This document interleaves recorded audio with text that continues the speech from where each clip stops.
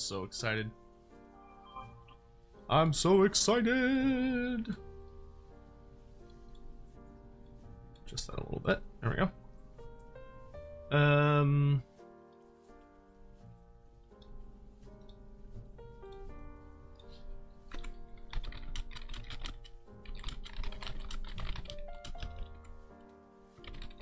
It's Friday! It is! Oh, I'm so excited for today. Dude, the rumors about what's going to be in today's show have been wild. I'm so curious to see what's going to actually end up happening. We'll talk about my predictions here in just a minute. Let me finish telling everyone what's going on. Going live for the Warhammer preview event. We have rumors of new Ogres, Cathay expansion, Nurgle goodness, and more. Would love to have you join me for the show. Live now. The preview itself begins soon, in 45 minutes. And then we will post the thumbnail picture, if I remember where I put it. There it is. And then we hit a post. And then we're gonna post that. And then we're gonna post. And we're gonna post. I don't like listening to myself. There we go. We're gonna post that. And then I'm gonna copy that. I'm gonna post that. I'm gonna go over here. And I'm gonna post that. Another wretched foul lizard thing. Wretched foul lizard thing. Cursed Sotek spawn. Hype for the hype gods. Paying for my wallet book. Another wretched Today will be a day that wallets around the world are heard weeping. Cursed Sotek Truly spawn. terrible. Truly terrible. Alright. Oh, the last thing I actually need is the Warhammer. Please open. There we go. I need to go to the actual Warhammer Twitch account. That way I can watch it. God, I always forget what... Their official Twitch account is such a bitch to find. Where is... No, I don't want live channels because they're not live yet. I guess I'll wait till they go live. Whatever, it's fine. How long till the show starts in about 45 minutes. Salter, thank you so much for the 52 months. Yes, it is true pain. Skywampa 66, thank you for the 13 months. Appreciate it. Take it. How many people are going to ask Sotek not to talk over the presenters? Well, I'm going to, so get over it.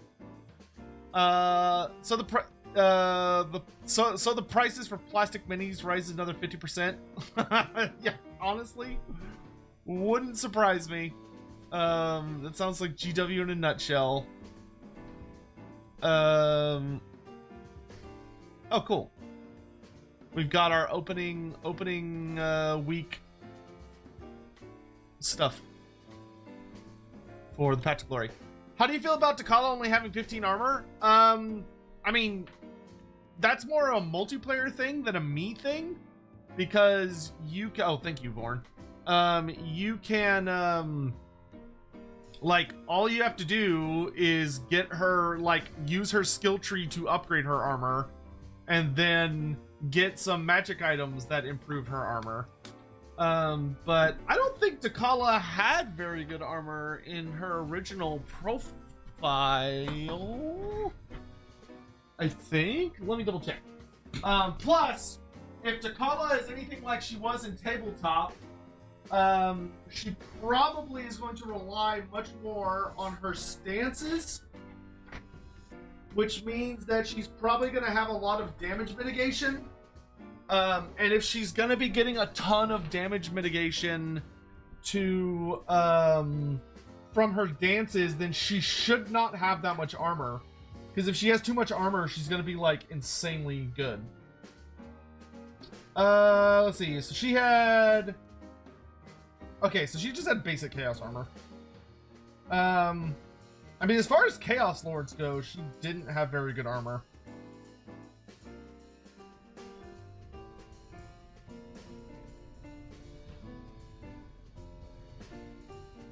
Yeah, she only had a 4-up save, which for a Chaos character is surprisingly bad. Most of them were 2s to 3s, but I assume it's for balance reasons. I wouldn't worry about stats until people are playing it. Going to be a good week. What are you most looking forward to at Loremaster of Sotek? Biflet, what am I most looking forward to? Pestigors. I am looking forward to the Beastmen finally getting fucking Pestigors. Pestigors, like, GW is really... We all know that they hate the Beastmen, right? GW hates the Beastmen more than anyone else on the face of this earth. Even Boris Todbringer does not hate Beastmen as much as Games Workshop does. Getting a new type of Beastman is always super exciting.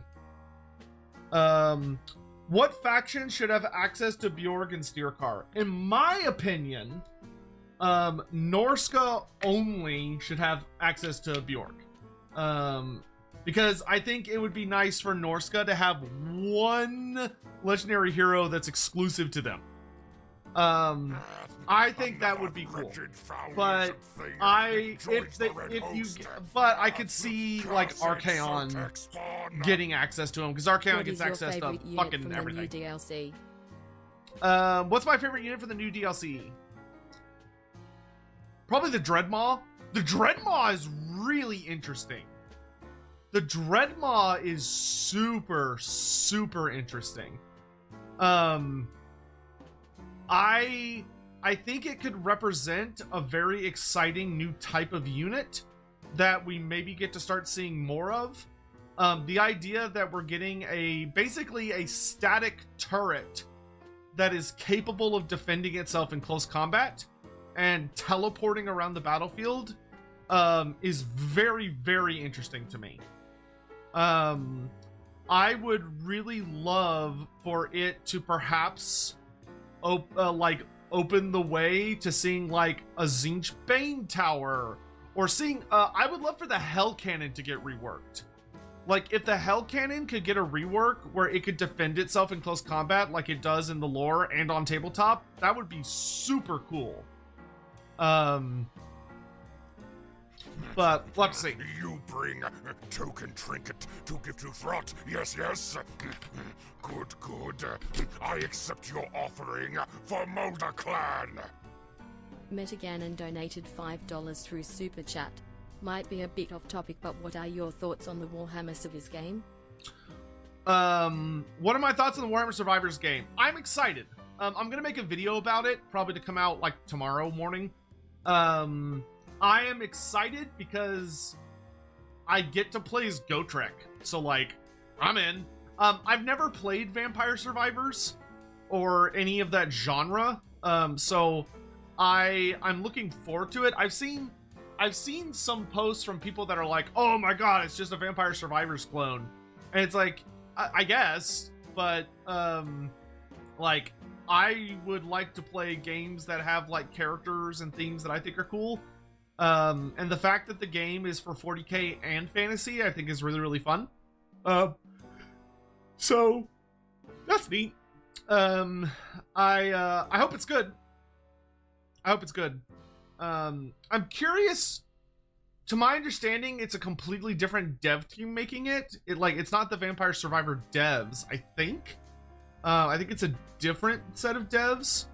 So not sure how that's gonna work. As far as like how good is it going to be compared to the original Vampire Survivors, which to my understanding was like a pretty beloved game for a lot of folks.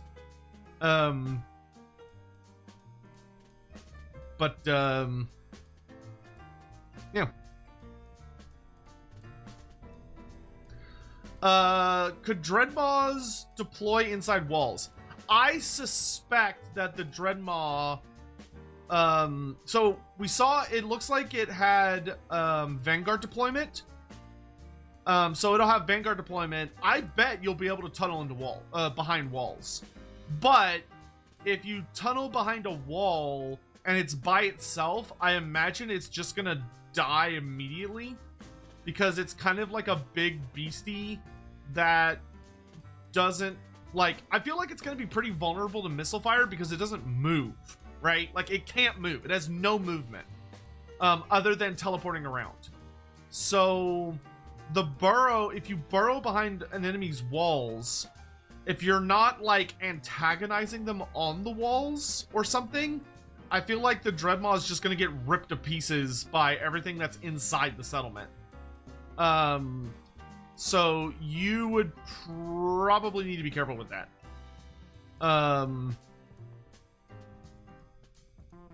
Unless you have like a bunch of them.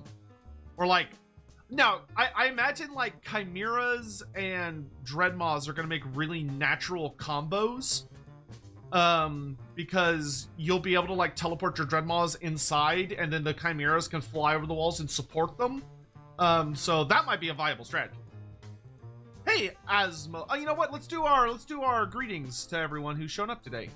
Hello, good evening, morning, afternoon, wherever you may be in the world. To Living Legend, Sorters 9000, Salter, Skywampa 66, Biofoot 45, Professor Shap. We've also got Hawk Oddly here. Good to see you. Desolated Maggot. Hello, Mr. Vorn. The Drayman. We've also got Jocko Wondersmack, The Predators Rule 75, Archimedes, Racer Dragentail, Dylan Schroeder, Marshall Newman, Racer Dragentail, Josh Hackmeister, Quaddle, Shizzle, Drackle, Darren Chamness, Travis, the Dino Tamer Gaming, the show starts now in about 40 minutes. Yeti 13, Thoric Ironbrow, Biofoot 79, Andrew, Gaming Potato, Zerzernov, good to see you. Always nice to see a familiar face. Waffle 131, Carrie, hello. Azofam, Joe the Ogre, Tim. Any chance Iceland has a sea monster as a mount? I really doubt it. I would guess Iceland will ride a Lothern Skycutter, and that will probably be the biggest mount he has. Like, I bet he'll be on foot. Maybe he'll have like a horse or a Great Eagle, and then he'll probably have like the Lothern Skycutter. Total War Dad, odds on us getting Dogs of War for Old World. Pretty high. Pretty high. I've heard a lot of rumors about Estalia Talea for Old World. Maybe that'll get announced today. Who knows? Lost Raven 30s. Hello, Patrick Egger, Leela. Hello. Just came here from watching Lawhammer. No spoilers, but oh my god. Oh, I hope it was good. I wish I could have caught it live. Shadow Ghost. Hello. Odium Loopy. Chances for the Gates of Caliph. Considering that they already announced that they expanded a province for Sail the Faithless, I don't think they're adding another province, because I feel like they would have said it. And lore, does Iceland have a mount? No. He's never been depicted on a mount. That hasn't stopped Creative Assembly. Creative Assembly has put lots of characters on very weird mounts. No Discord notification. Fuck, I forgot about Discord. Thank you for the reminder. I'll do that right now. Boop, and then boop, and then boop.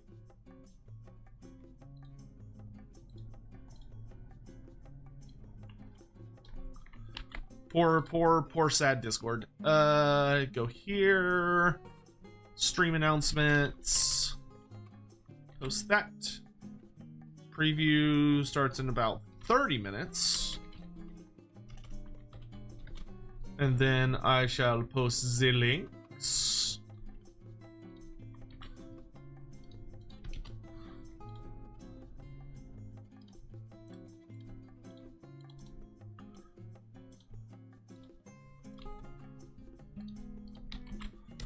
Thank you. That has been posted. You'll use a mod to put him on a monster? Perfect. December 4th announcement guesses. End times, probably, because that seems to be the big fantasy thing.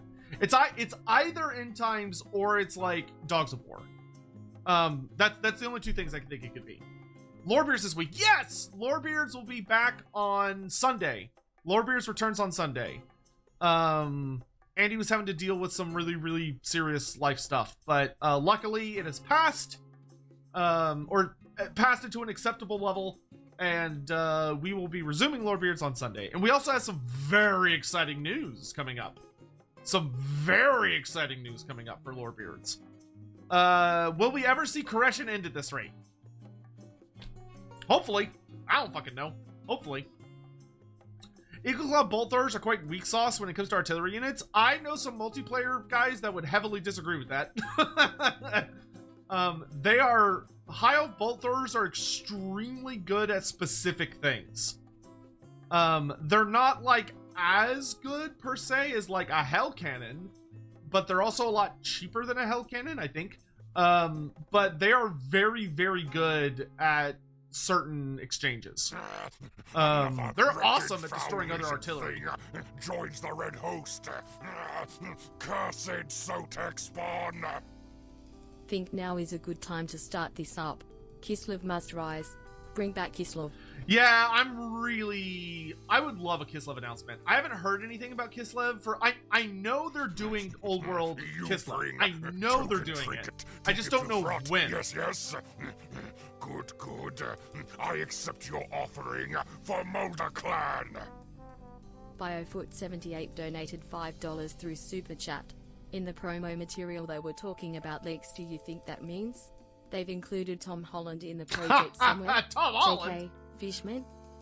Bro, I wish Tom Holland worked for Games Workshop or CA. Could you imagine the amount of shit he would accidentally say running around?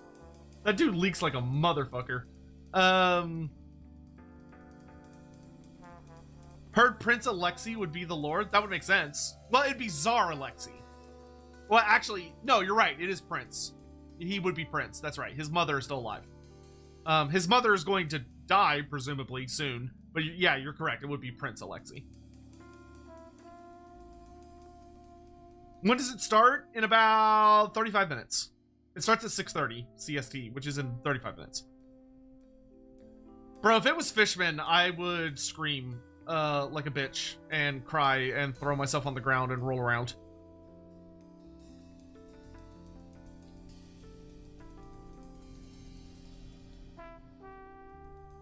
We started early just to, like, hang out and talk about stuff. I will say, one of the things that is definitely beyond a shadow of a doubt happening, from my understanding, is we're getting the Ogre Maw Tribes AOS range, which is exciting for two reasons.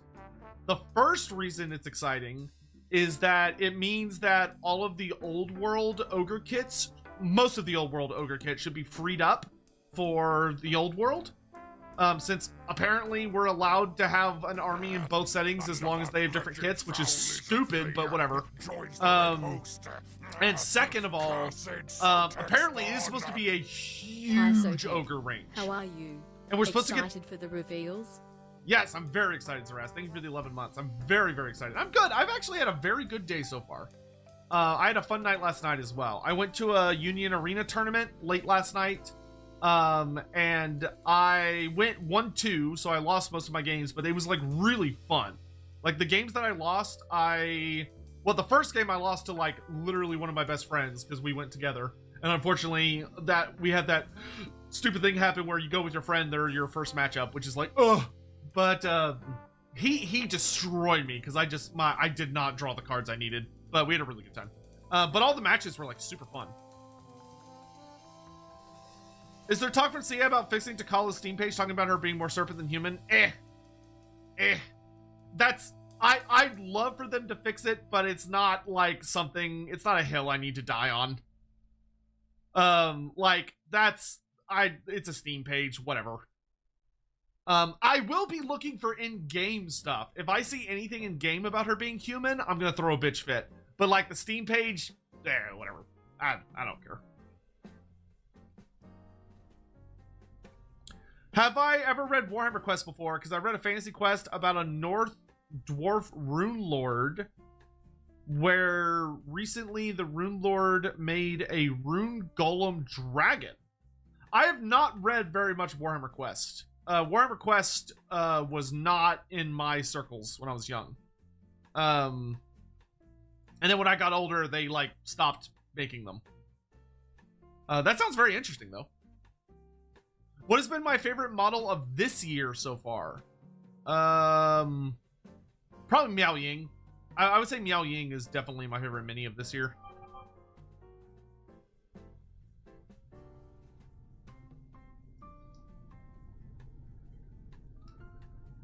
A mini that I would not only be proud to own and would love to have on the table, but like would also like, you know, as a woman that I would love to control my life as you go.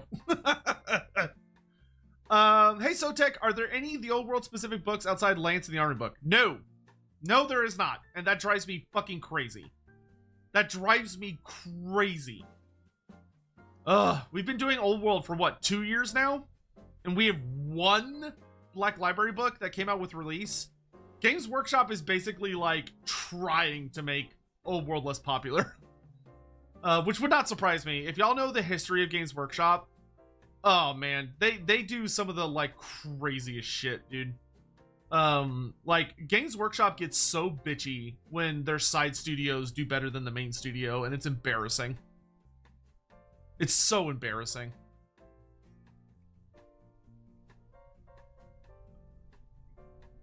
Hope we get Plague Toads and Toad Dragons for the Maggotkin of Nurgle. That'd be hot. That would be very hot. If the new Warhammer Quest game had like the Plague Toads and a Toad Dragon, that would make me very happy. Supposedly Festus the Leech Lord is in it, which I have a hard time believing, but we'll see what happens. Thoughts on the new Marauder minis for Old World? They're super exciting. I think they look fantastic. I really, really like them. They look more human than the old ones. They're a little less ridiculous. But I really, really like it. I'm more just really excited that Games Workshop is like, oh yeah, we're just gonna release old world kits from time to time that are new and plastic. That gets me really excited. That gets me really excited. Because so spoilers, I just want Games Workshop to support the old world. Like, fuck me, right? I just want Games Workshop to support the game. Ah! Am I gonna get this Warhammer Quest painted as well? Probably. I hate painting, personally. I don't enjoy doing it most of the time. It's a huge, like, mental thing for me to be able to, like, get myself in the seat to paint a mini. Total War 40k seems inevitable. Seems utterly inevitable. So if Games Workshop does anything, if they do anything and it makes any money, the next thing they do, if they didn't start with it, is they go, oh, how do we get the 40k version of this? Like, that's just how GW works. Like, if they release a book and that style of book makes a lot of money, their immediate next reaction is gonna go, oh, how do we make a 40k version of this? Or if they make a video game that's like fantasy or whatever, and it makes a lot of money, the next thing GW is gonna say is, oh, how do we make a 40k version of this? Hey, Goat, how you doing? Goat is the goat. That's how lovely to see you, dude. I hope you're doing well. I mean, Goat, if you want money, I would happily pay you to, like, you're an amazing painter. I mean, if you're looking for commissions, I would be happy to commission you to have paint it. But I understand if you're too busy.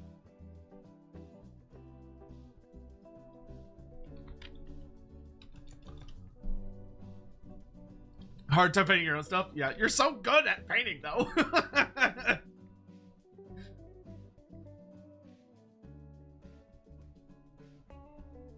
Palooka! Hi, how you doing? There's another amazing painter.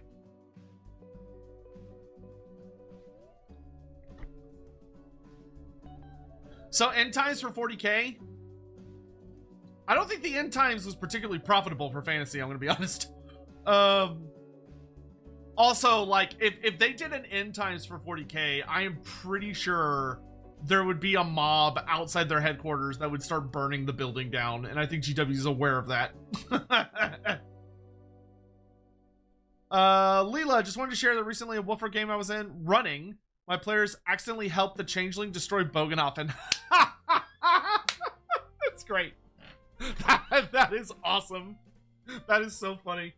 The campaign that I'm currently heavily invested in, my party also we didn't destroy, well, actually, no, we did destroy Bogenhofen, actually, if you want to be technical about it. Huh. It wasn't intentional, but we killed a Tzeentch sorcerer who was actually opposed to the guys trying to destroy Bogenhofen, and he was like holding the guys destroying Bogenhofen back, but he was such an obvious mutated Tzeentch sorcerer. We were like, that's the bad guy, kill him! And so we killed him and it blew the city up. It was a bad time. Do I have a favorite faction in 40k? Tyranids. Tyranids. Tyranids, Tyranids, Tyranids, Tyranids, Tyranids, Tyranids, Tyranids. Actually, I like every faction in 40k that's not Space Marines. If they don't have Space Marines, then I think they're pretty cool. Unfortunately, especially if you do what Games Workshop does and you treat every chapter as a different faction, like 60% of all the factions in 40k are Space Marines. But if it has Space Marines in it, get the fuck out of here. It's trash. Trash. Is the Changeling in the Enemy Within? He's not in the original version, but if you read, if you're a GM and you get all of the books for the Enemy Within, including the supplement books, there is I think the first supplement book. So for Enemy in Shadows, the companion book has the Changeling in it, and it explains how to use him.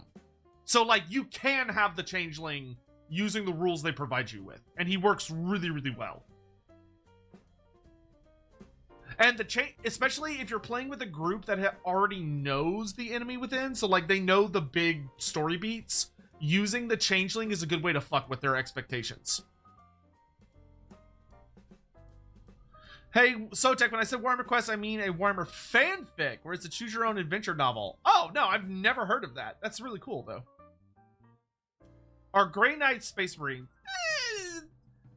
Well, they're halvesies. We'll give them halvesies. I like the Grey Knights are cooler, in my opinion, than regular Space Marines.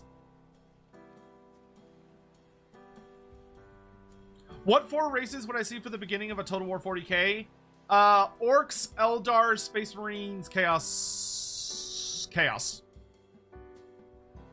Would probably be like the go-to big 4.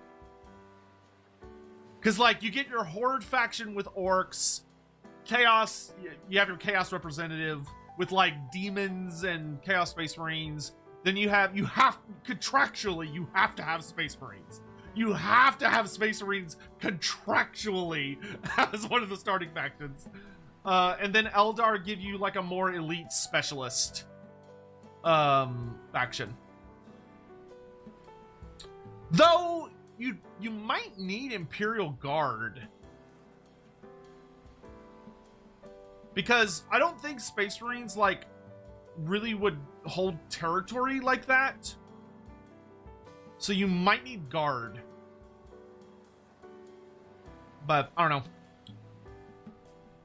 Will I cover Total War 40k if they do it? I mean, maybe? I don't know. I might. Well, it boils down to this. If they do Total War 40k, I will try it. If I try it and I like it, then I'll keep going. If I try it and I'm not really into it, then no, I won't. in some ways, I am very tired with Total War. There are aspects of Total War that make me feel my age and much older than my age, that I would love to take a break from, to be really honest. But hopefully it'll be a fun game, and if it's a really fun game, I won't be as involved as I am with fantasy. I'll tell you that for sure. I will not be as involved as I am for fantasy. I would love for someone else to take the crown and do all of the shit that I've done for the fantasy trilogy, because I'm tired, man. I'm tired. I would like someone else to be like the face of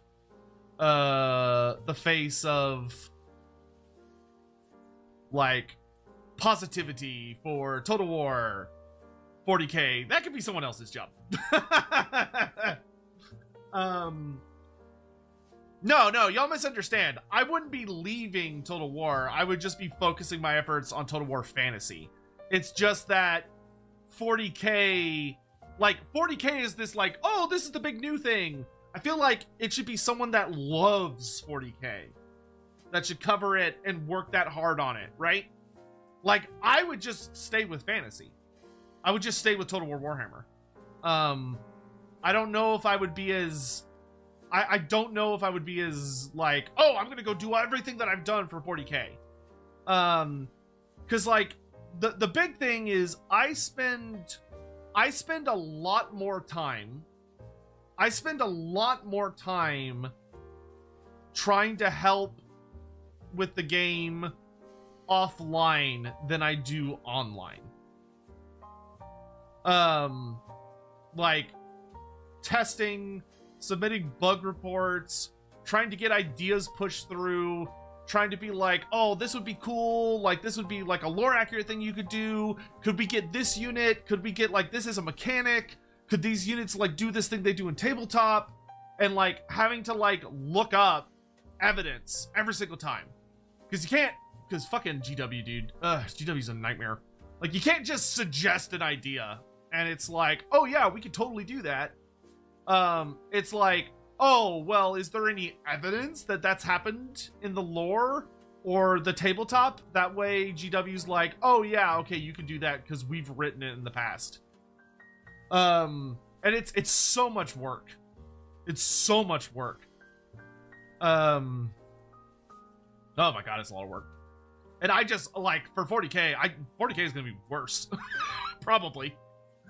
Like, I can't even imagine how much stuff 40K has written for it that people are gonna want, but the only way to get it is you're gonna have to, like, convince Games Workshop that it should be in the game.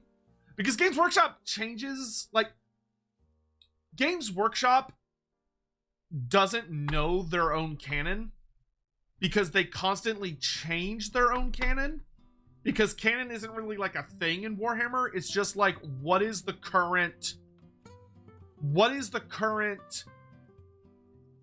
feeling about the setting? And then they kind of like look at old stuff and they're like, that's not real. And it's like, like, I've never met a company that is more embarrassed and like forgetful than Games Workshop. And it's like,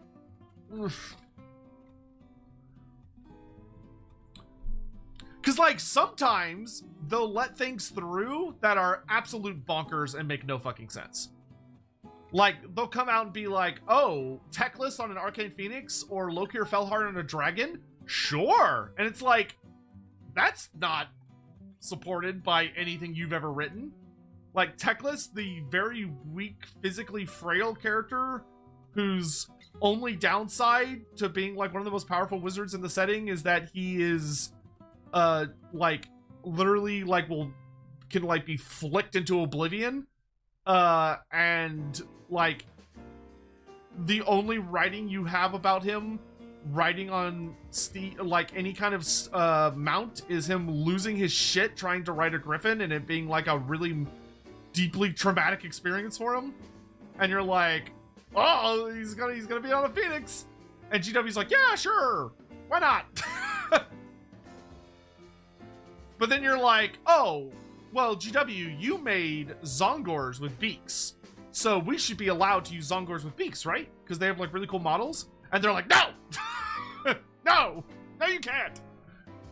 And it's like, what? Like, what is going on? Or like GW gets like super uppity about how a unit looks. So like the known gunners, right? So like the known Ironsides. The original CA version is like this really cool unit that has like these guns that like fire multiple shots faster, and they're like a far more elite gun unit. And GW's like, no, the minis look like this. They look like this, so they have to have these kinds of guns because they look different. But then you look over at like the Lizardmen, and CA had some guy that just like waltzes out and is like, I'm gonna completely redesign what Kroxigors and the Slawn look like so that they no longer look like anything Games Workshop has published, and they don't match their lore written descriptions. And GW's like, meh. We're gonna give the Quaddles beaks. Meh. And it's like, pick a lane! Like, oh god, GW is so frustrating, man. They're so frustrating. They are the most inconsistent pain in the ass ever. Like, I am not looking forward to the whole like Mortal Knight, the Hell Reavers, which I dubbed that name, which I stole from a unit champion of a Hellstrider unit, but like Hell Reavers. I want Hell Reavers. I have a very strong feeling that the reason we don't have Hell Reavers is because Games Workshop's like, well, that's not a thing. That's not a thing. And it's like, okay, if you can have mortal marauders who can get their hands on a Steed of Slaanesh, which is a demon, and bind it to them, and then they ride it into battle. That's an established concept.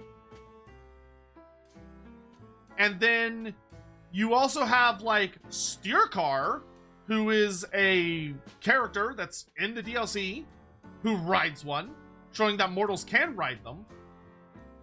And then you have Skull Crushers, which is an entire unit of guys riding on a demonic monstrous cavalry steed. And then you have the Doom Knights, which like the Doom Knights are not a thing. And like the Champions of Slaanesh are not a thing. Like the Champions of Slaanesh that Creative Assembly put in the game are literally an exalted hero of Slaanesh turned into a unit. And there is a generic mini of a mortal guy riding on a Steed of Slaanesh. Or the demonic Steed of Slaanesh. So like, and it's not CA's fault. This is not CA's fault. It's almost assuredly a GW thing. And it just shows how like bonkers, bullshit, insane, inconsistent GW is with like what they say yes and no to. And it's infuriating. Oh, stream started for the preview show. It's starting! We still got about 12 minutes. Parmesia, thank you for the super chats. For Tides of Torment DLC, my biggest satisfaction was to see the artistic old champion of the Slaanesh model was used for the Exalted Hero. Yeah, the Conehead. Yeah, I love the Conehead Exalted Hero with like the big, he's got like the 3 arms. Formicio, with Zinjan Slash Exalted Hero models are gorgeous. I hope Korn and Nurgle ones in the future will be updated respectively. I would be surprised if they did that. I do feel bad for Nurgle and Korn. They kind of got screwed over a bit. Where like Korn, it really felt like the yeah, it would have been nice for the Exalted Heroes to all consistently be like crazy looking. And the Korn and Nurgle ones are pretty boring. But who knows? Maybe we'll get some more stuff in the future. What could even be the reason why GW would say no to Hell Reavers? I don't think you understand how... I don't think petty is the right word, but how weirdly, like, tunnel vision GW can be. Where, like, GW can... How do I explain this?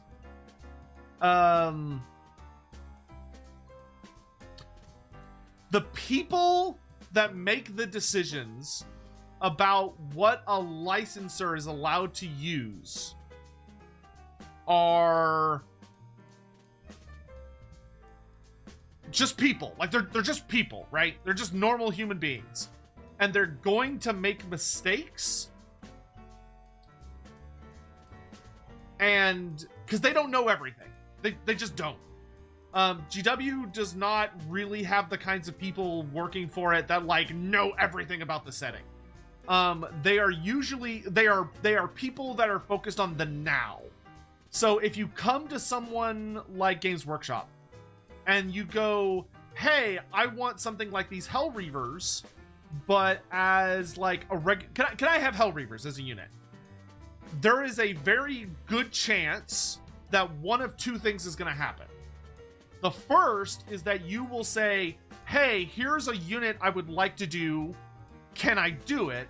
And the GW guy looks at it and he goes, "Oh, that's kind of cool. And that kind of makes sense. Yeah, sure. You can do that. Cool. Great. Awesome. No problem." The other option is you have a guy that looks at the model range. So he like turns and he looks at the models that they sell and the models they have sold. And he goes, "Well, that's not a thing." Like, if I look at the catalog for everything that we've ever made as Games Workshop, the unit that you are requesting doesn't exist. And that's where you have to go, okay, well, it should exist, and here's why. To which their response might be, "Oh, okay, that's a reasonable argument, go ahead." Or their argument might be, "I'm not really buying it. I don't think that's a unit we want you to go forward with because it doesn't match what we have." And so it's kind of this like, it's this weird push and pull. And it's also weird because you have to be careful, right?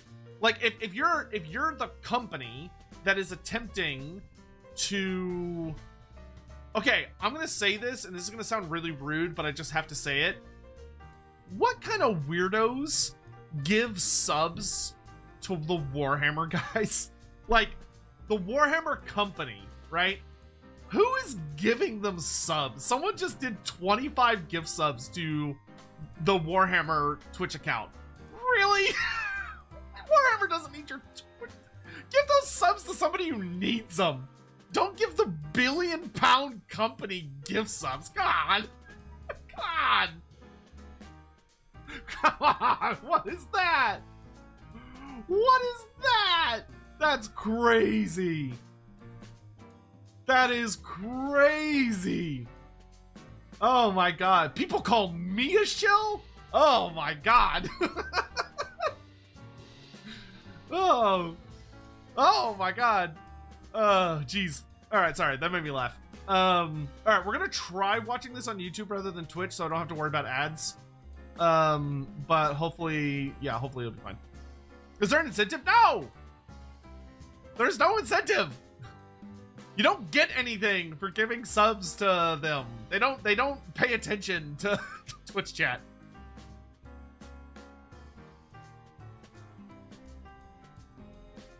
Like, I think it's just someone being like, "Woo!" And it's like, okay, but that was 25 subs. I mean, that's like another wretched 100 and thing. what is that? 100 and cursed Sotek spawn. $125? Like, damn. Yeah, tipping your landlord behavior. Solder, thank you for the 5 gift subs. Say that, yeah, that's what I'm talking about. Anyway, okay, we got 7 minutes. I'm gonna stop bitching about GW for a bit. I'm excited. So the biggest thing that I've heard that I'm excited for is supposedly the Ogres are gonna be getting a special character who is the daughter of Glob Glittermaw, which, if you don't know who Glob Glittermaw is, he's basically AOS's version of Grease's Goldtooth. Like, he's practically a 1-for-1 of Grease's Goldtooth.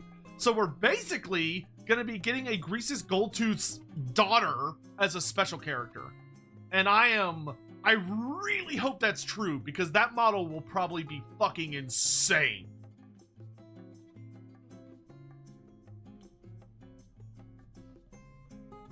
With the Dreadmaw, I think the likelihood of Tyranids in Total War 40k has gone up. Thoughts? I think that's very, very likely, but I would be willing to bet whatever money you would be willing to lose against you that Tyranids will not be a release faction. As much as I would love for them to be a release faction, they are not going to be a release faction. Would that be the first female ogre model? No, I think the Maneater, there's a Maneater female model that's technically the first.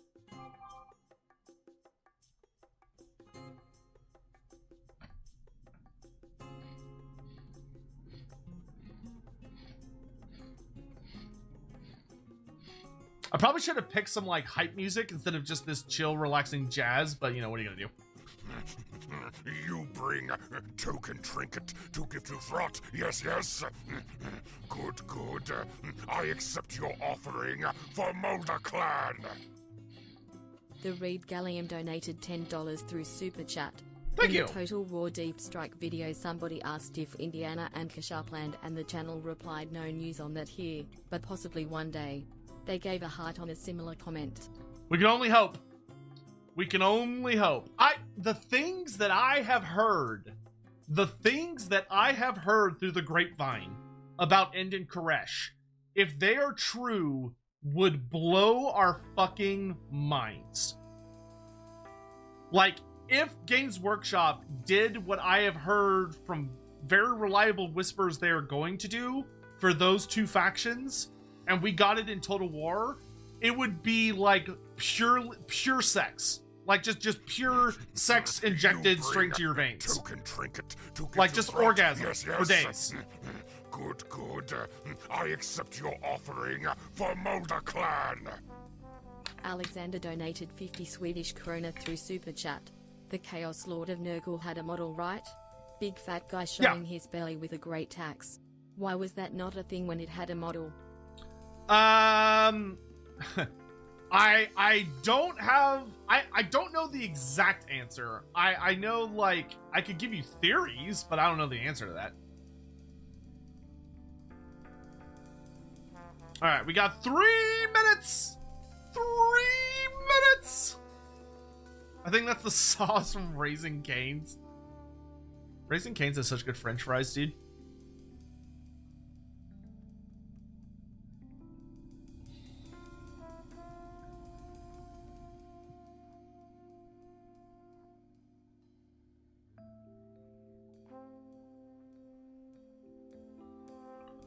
Where's my Terminator Lord? Oh, so the Miner 49er, great name, by the way. When you said, where's my Terminator Lord for WE, I realize now you mean World Eaters, but I thought you meant Wood Elves. I was like, yeah, I mean, just a Wood Elf Terminator. Just being like, you just have like a unit of fucking Way Watchers. And everyone's like, oh, those Way Watchers, if I could just get into melee, I could kill them. You finally, like, get up to the Way Watchers, and, like, in the middle of the Way Watchers is just this fucking huge, like, This fucking huge Terminator lord. He's like, I'm one of them. Just like, Another wretched foul lizard thing. sure, what else Joins are the bullshit? red Why not? host. Cursed Sotek spawn. That tickles me. Daza Whaler, thank you so much for gifting a sub, or a YouTube membership. Thank you so much. Give me Vampire Coast as an old world army. Dude, I would, oh my god, Vampire Coast old world, please.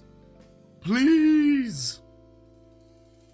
We have yet to see the Kurgan Horsemasters. They're not called Horsemasters. They're,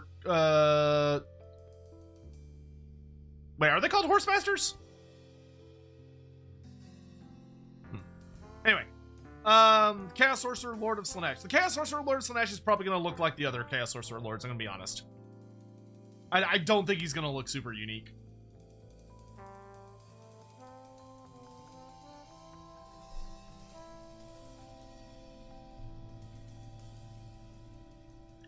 A dream for Hobgoblin Khanate? Me too, babes. Me too. Alright, thank you, Jazz Music, for accompanying us on this journey. But it is time. It is time! Please don't suck. Please don't suck. Please don't suck. Kurgan Horseman. Yes, Kurgan Horseman. Could you imagine the size of a Queen Bess model? Yeah, but to be fair, in the old world, I don't think Queen Bess would exist yet. I don't think Queen Bess would have been made until much later in the timeline. Probably. Though Games Workshop kind of like fucked up the timeline with the old world, many-wise, because they gave everyone the exact same technology for some reason. They're like, oh, look, technology has not advanced at all in 200 years. Everyone's like, okay, sure. Here we go, here we go, here we go! You think we'll get a lot more Cathay? Yes! Yeah, we are 100% getting Cathay today. Also, my stream is behind. There we go.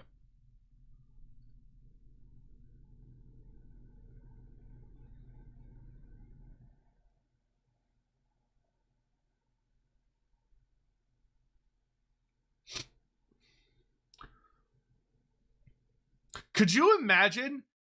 They're not going to do this. They're not going to do this. But could y'all imagine if they came out today and they were like, oh, for Cathay, here's fucking Yin Yin or Li Dao or like the Monkey King. Like, could you fucking imagine if they came in with like Yin Yin off the top rope?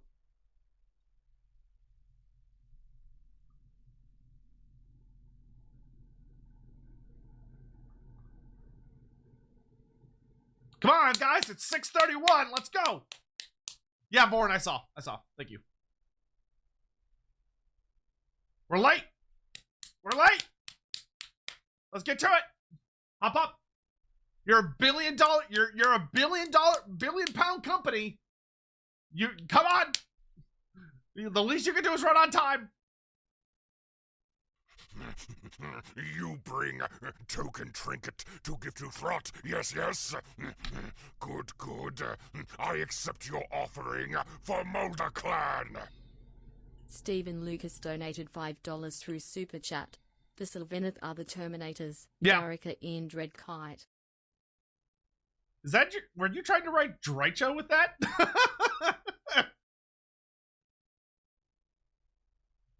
Oh, dude, a Satang mini would be sick. If we got Satang, I would be very happy. Swarza, playing Vermintide 2 for a good stream. Hell yeah, brother.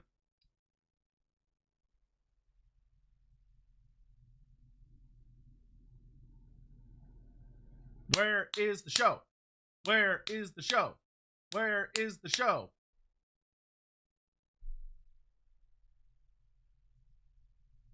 Oh, here we go! Wait, why do I not have sound?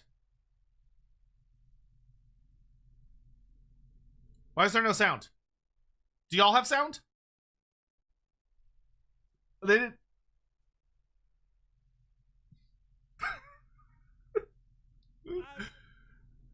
Come on! You have billions of pounds! Shameful display! Shameful display! The World Championship and think you heard them. Can't you afford? Watching at home, if you can give us another huge cheer, everybody in the room, please. Bro, the audio is so quiet. Bro, this is so bad.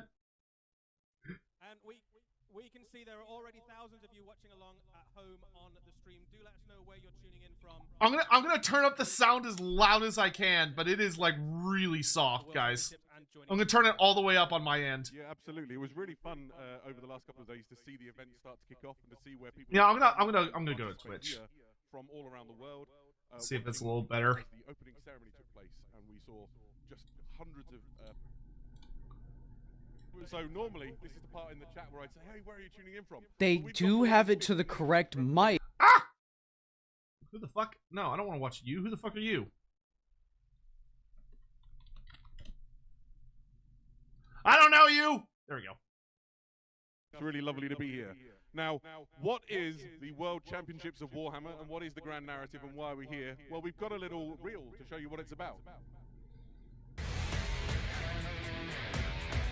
Wait, oh god. I forgot. GW loves using copyright music. They love using copyright music for this shit. Drives me crazy. Numbskulls, they're awesome. Oh really? I'll have to check them out. They're cool. I've never seen them before. I don't know who those people are. I'll have to check them out. A lot of people are like, oh, those guys are really cool. Okay, I will I will check out these numbskull people later. That is. I'm not used to having to pause for applause after every video. We're gonna have to get used to that. I think It's that nice, is it's nice. The World Championships. Just a little taste. Bro, going it's on here. so The World awkward. Championships of Warhammer and the grand narrative, and I think this is a really lovely event so far. This has been a really amazing celebration of Warhammer and the hobby in general. Yeah, to see like the better part of 1,000 people participating in a really good-natured but highly competitive tournament, and then to watch all of these people enjoying the grand narrative where they're exploring the Warhammer 40,000 universe through these linked campaign games. Nobody cares. Reveals. Nobody cares. I'm not here for the championship. I don't care about the championship. This year is that it's the 50th anniversary of Games Workshop as a company, Yep. which is quite a milestone. 50 years. And it got us to thinking about like what that means. A for us. half Like, I've been in the century. hobby now for 36 years Oh. or so, and except for my wife, all of my favourite people in my life, all of my best friends, I've met through the Warhammer hobby. Thanks, Adam. Yeah, you're welcome. And many of them at events exactly like this.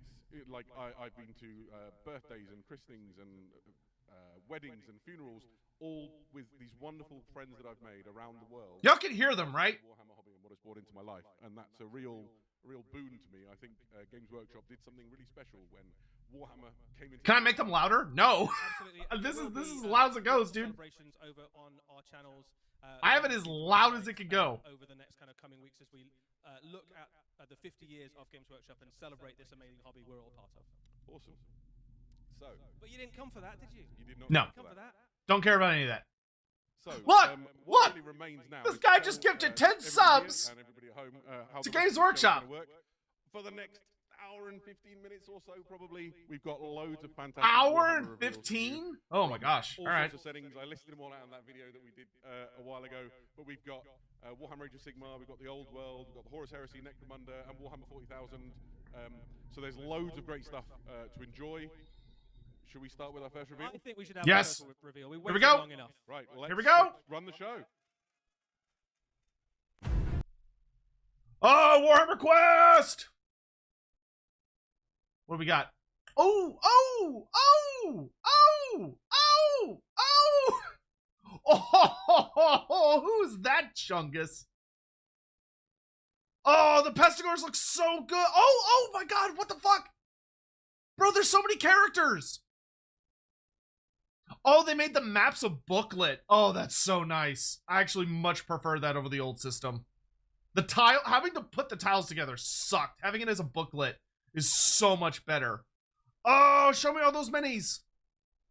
Ladies and gentlemen, we are really excited to preview to you today Warhammer Quest Darkwater, the latest iteration of the extremely... Dude, there's a Karnathi character! series, and it's a fantastic adventure game set in the mortal realms. Eddie, what can you tell us about Darkwater? Yeah, so those of you who are familiar with Warhammer Quest, you might have played some of the Warhammer Quests in the past. It is effectively you and a band of friends go on an adventure. Did their light go out? Who cares? More, grim places within the Warhammer setting. Show me the minis! You are going into the Jade Abbey, which is deep in the realm of life in an area corrupted by Nurgle. And as you saw there in the video, there is an amazing range of Magican of Nurgle miniatures in that box set for your heroes to fight against. So, yeah, should we have a look at some Fantastic. of the... Yeah, Yes, please. So some of these ones we have already had a chance to look at on the Warhammer community. The box website. is so old world, it does feel very old world. Heroes already. We'll have a quick rattle through some of those. But first off, this is the full box set spread. There, and you can see you've got a whole. I'm bunch buying the of fuck out of it. Okay, so there's 3 new heroes they haven't revealed yet Outstanding that they're about to show of us. Jade Abbey. We'll talk in more detail about some of the things. Oh, it looks you so are familiar with. cool. Previous iterations of Warhammer Quest might be raising some questions, in particular the board. Don't worry, we'll show you everything you need to know. Let's look in some detail at the miniatures. Yes, He says. please. Please. Any Tension moment now. is. Please! I can describe them here on the map for you while we wait for the next tile to come along. I'll tell you about the map while we wait for the. Oh, there we There go. it is, there it Thanks, save from. Oh, okay. Good lord. So here is Edmark Valoran. He's Right, known as we've the seen this Manticore. guy. He looks great. Essentially, a warrior so arrogant he believes he's the greatest mortal warrior in the service of Sigmar, and he's looking for a quest worthy. This guy would make a really easy Bretonian or Empire Knightly Order character if you wanted to kit bash him a little bit. If you want to be Super easy. eternally arrogant and Super easy. expert warrior and just like wail on the enemy with a big war axe, this is the guy for you. Yeah, very cool miniature. We have seen this one before already, so we'll move Absolutely. on swiftly to some of the next heroes, hopefully, that we can have a look at. Here we are. There's another one that we This haven't lady seen would make already, an but a very awesome cool model, so we'll damsel. look at it for a little bit. This would make This is Anara such a Sire, good damsel Cleansing mini. Blade. She is one of the last survivors of the Jade Abbey's fall, and she has come back with the power of the realm of Gyron to try and cleanse the forces of Nurgle Like, from that her is former such a good damsel mini. Out of the other four, Do they come pre-painted? already previewed, this one up. Should. There we go. Anara's still showing off to everybody. She carries an amphora of the cleansing waters that the Jade Abbey were once famous for, and she plans to use that to. GW does not do This is pre-painted. Tylis, the renegade saint. Awesome. She's the descendant of a real proper saint, but she's lived her life. She's lived her life as a warrior mercenary, and now feels a higher call. Perfect She's mini for scavenged like the an armor Empire of her Noble ancestor, her forebear, or Elector Count or and whatever she's lord. joining this quest to try and make something. of Great herself. mini. Could also work really well for a Bretonian questing knight. That'd actually make a really good Bretonian The questing next knight. one that we have seen already might be your favorite of the boxes. This is my favorite of the heroes in the box Dude, by a that's long such way. a I've waited good-looking quite a long dwarf. time to I see a dwarf adore that looks him. Like this. This is Like, Rolf Ironhead. Just an awesome the- Dawi Ranger character.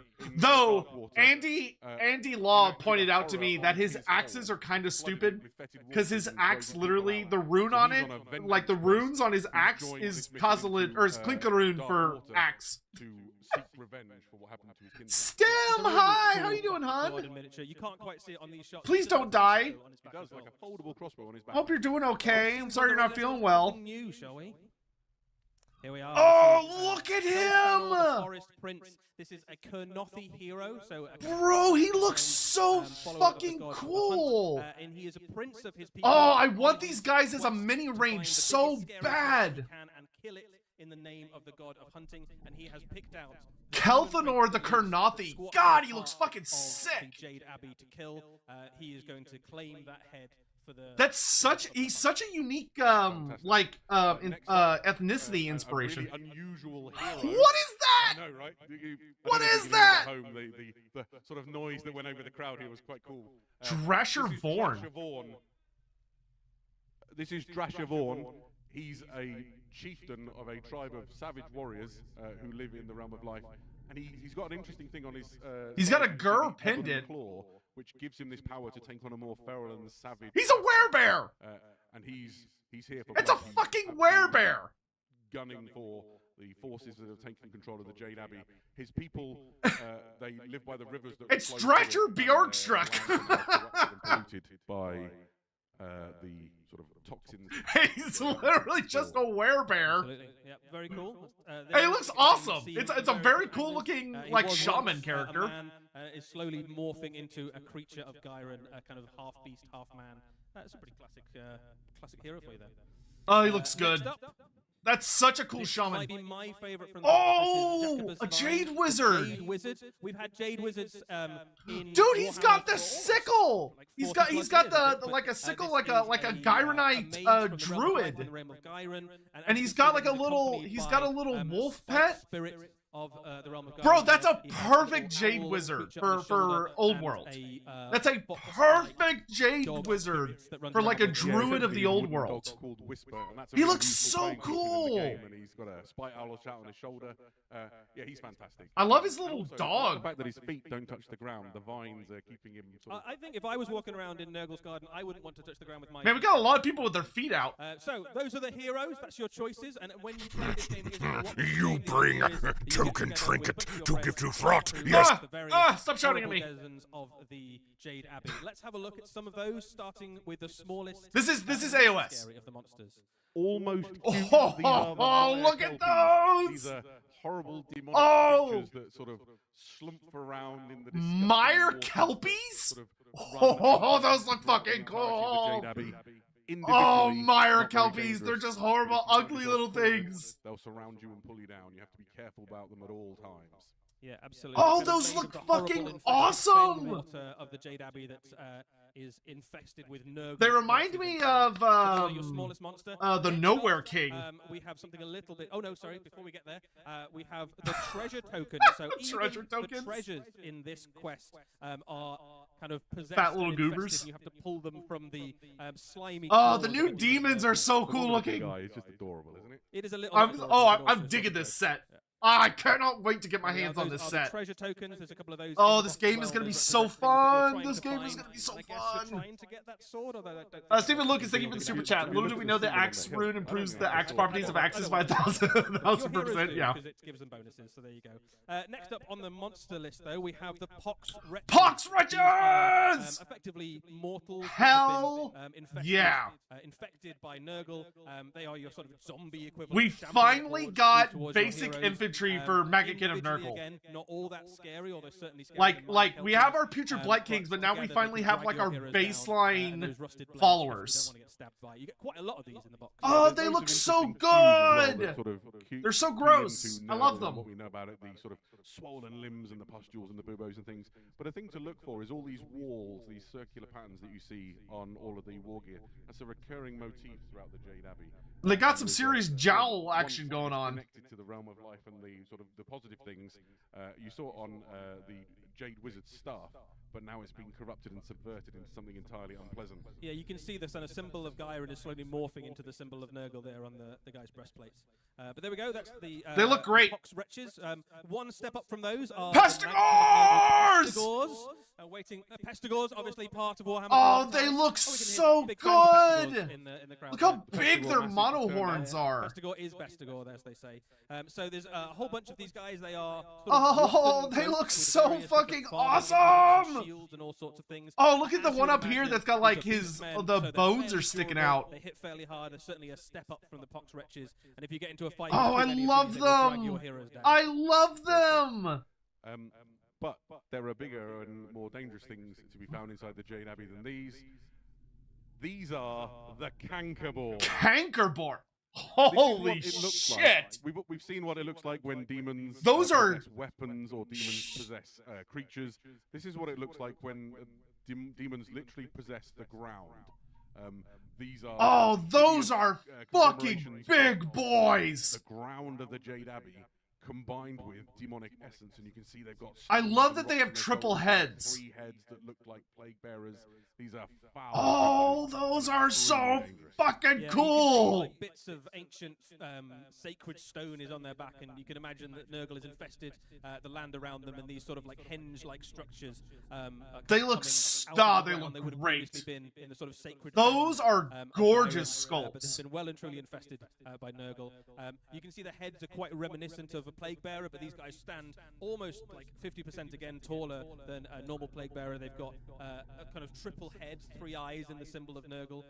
They are pretty formidable. Exalted Plaguebringers? I would say they're bigger than that. Next, I think it's probably going to get the biggest reaction. Here is my hunch after we've seen these.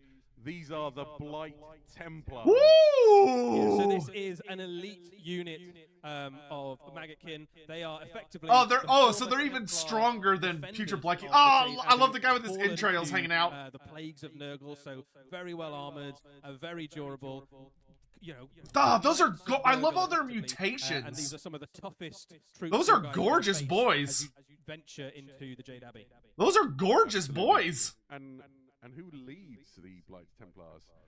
This is Molgoth the Cleaver. If you hear that at home, that was the crowd. Look at his arm. This is Molgoth the Cleaver. Man. He is an officer amongst the Blight Templars. There's a lot to talk about here, but essentially, think of him as a superior henchman level character. That is a sick mini. Everything about this model just pun intended. Golden Demon. Yeah, I think this is a phenomenally cool model. I'd be very surprised if we didn't see some paint. God, that's a gorgeous sculpt. Immediately lends itself to a lovely paint scheme if you've got the time. Some of the things on there, that enormous arm with the symbol of Gyron on it, that huge axe. For me, it's the debossed fly on his breast. Like that is such a big boy. There as well. That's kind of a recurring theme across some of these Nurgle miniatures. Is the corruption of the realm of Gyron, which previously would have had, antlers would have been a symbol of the hunter and god of Kurnoth, but they've all been corrupted in the name of the plague god. Fantastic. Where do we go from here? We got a shaman Falhu. Leader of the Fuck, that guy looks incredible. We got a Pestigore shaman and he looks so good. Should you so desire. Yeah, he looks like oh my god, he looks amazing. Those Pestigore. His horns are so good looking. He's one of the sort of. He's just got that big old glob of flesh in his hand. What a man! But there's more. What a man! Perhaps the most Beast man. disturbing model in the set. It's just super gross. Belga the Cyst Cistwitch. This is Belga the Cistwitch. So she's a big maggot. In the Jade Abbey, back when it was a place of life and fecundity, there was an order. You have a great beard? Oh, well, thank you. Maintained the sacred waters there, and she was a jealous and grasping lady who wanted more power than she was due. Awesome. And so she we need more ugly women in this world. And this is her reward. Oh, look, she's got like a second person as part of her body that's stirring it, the cauldron. Underneath her, it's just absolutely abhorrent. Too bad AOS took their beastman away. Yeah, I know, it sucks. In the body, if you look carefully, this is completely repugnant. That's a hideous model. Absolutely gross. Absolutely gross. Like in a good way. There's more that's not quite finished yet. Last up, Gelgus Pust. The leader of the forces of Nurgle, the Gelgus Pust, who is a demon prince of Nurgle, sitting at the center of the Jade Abbey, leading those forces. This is our first ever Nurgle demon prince special character for fantasy. For infesting the Jade Abbey. And this guy would exist in fantasy because of the weird shit that I mean everything about this guy. The ether works under. Like superior, like Gelgus Pust. He's enormous. He's powerful. That dude is huge. And also, I think if you're a collector of the Maggotkin of Nurgle, in general, you're what a great mini. That's a great demon prince. Right. So we've talked at some length about the different miniatures that you find inside the set. It's all really just an incredible selection of models for you. That's an awesome set, man. But there's more to the set than just that. So do his horns kind of look like pigtails? Yeah, they kind of do. No, not you mentioned they kind of do. So there's the box. I mean, that's useful to put it all back in at the end of the night. So this book here is your map for when you're playing Warhammer Quest Dark Water. I really like this. Curse City relied on using tiles for the maps, and it was kind of a pain in the ass. Like I enjoyed Warhammer Quest, but setting up a game was miserable. Like it took so much effort. This get your looks friends so round, much better. decide which scenario This you're is playing, so lay a much map better. down, and you are playing immediately. I think it's very handy. It's very quick. Each level represents like a different delving into the Jade Abbey itself. I think to really get a sense of how this works, it's probably best. The triple echo is rough on their end. Yeah, their sound is terrible, but we'll deal. So I will narrate for a moment while Eddie goes and gets the box. We managed to secure one and bring it across from over the ocean.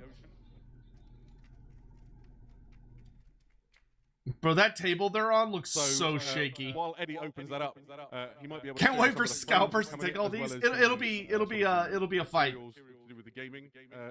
So there we go. We've got the camera on it now. So this is the frame that all the heroes come on. So you see, they're all sort of easy to build models, as in they're relatively simple to put together. The heroes come on sort of that beige color frame. So if you don't want to paint your models before you play your first game, you don't have to. You'll be able to tell who's who, because all the bad guys will be grey and all the good guys will be this sort of bony color. The model assembly looks Eddie's got the frame, which has got the bits their live streams all together by duct tape streams.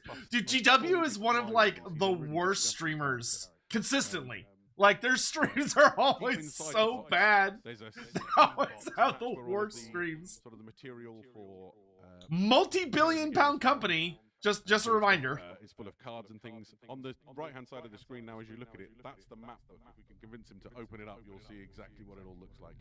So audio is awful. Yes, it is. Set up a map for playing the game. Yes, it is. If you've ever spent hours hunting around for the right tile. Oh, I'm actually kind of impressed. I don't know how they did the binding for it. But the binding is kind of impressive that it immediately lays flat instead of being entirely different scenario leaning up. Situation, which means you've got hours and hours of just fantastic gameplay to enjoy as you delve through the Jade Abbey and attempt to deliver it from the hands of Gelga's Bust. That was cool. That was fun. I enjoyed that. Tohu, I do audio setup at cons. It's not that hard to isolate so it doesn't echo. Yeah, but they'd have to pay someone.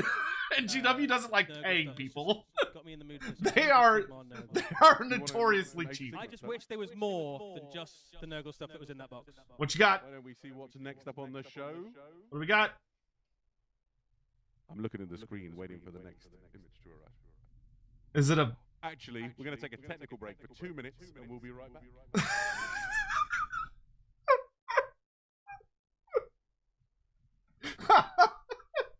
My God, dude. GW, come on, guys, please. It's not that hard. Oh, God. Okay, anyway. GW doing what they do best. Shameful display! It is. It truly is. So funny. I will say, Warhammer Quest looks amazing. Oh my God, that looks so good. The Pestigors are gorgeous. I will say it's a little sad to see how badly the Slongors kind of got fucked over. Because for Slanesh, the Slongors... Peasant! It was very loud. The Slongors, instead of being the Slongors, instead of being like regular infantry within a hero variant like they did for the Zongors and the Pestigors, they only made them like a monstrous infantry unit, and then they didn't get a character. At least not yet. Maybe they will eventually, but I was not a fan of the Slongors. The Slongors were not my favorite. Interpretation, we'll say. Because I prefer when they're all that other stuff. Peasant. Yes, peasant! Magnus the Pious Anno or Thorgrim Grudgebearer for Old World. Oh yeah, the Thorgrim Grudgebearer mini. Yeah. Squashed. Oh, did I get squished? I have been. Yes. I'm marketable now. I'm small and marketable. The live feed would have been better streamed with their phones. Yeah, probably. Sotek, what are the chances Beasts of Chaos return to AOS?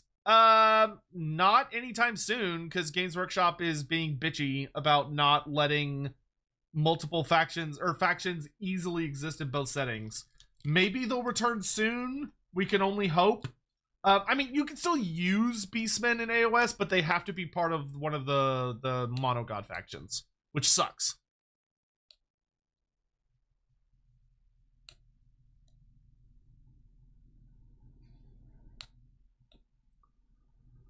Where did I go? What are you talking about? I'm right here.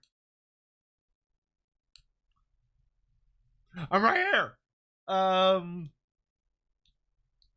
I would not be surprised if Beasts of Chaos do return to Age of Sigmar, but right now the only realistic way they would return to the setting is based on how Games Workshop is currently operating.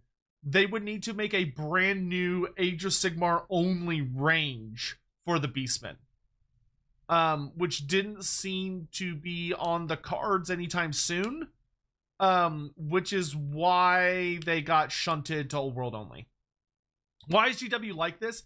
So it has to do with GW's the way they track sales and the way their internal company works is that GW intentionally pits its studios against each other. So like it's the Old World team versus the AOS team versus the 40K team versus the Horus Heresy team, for instance.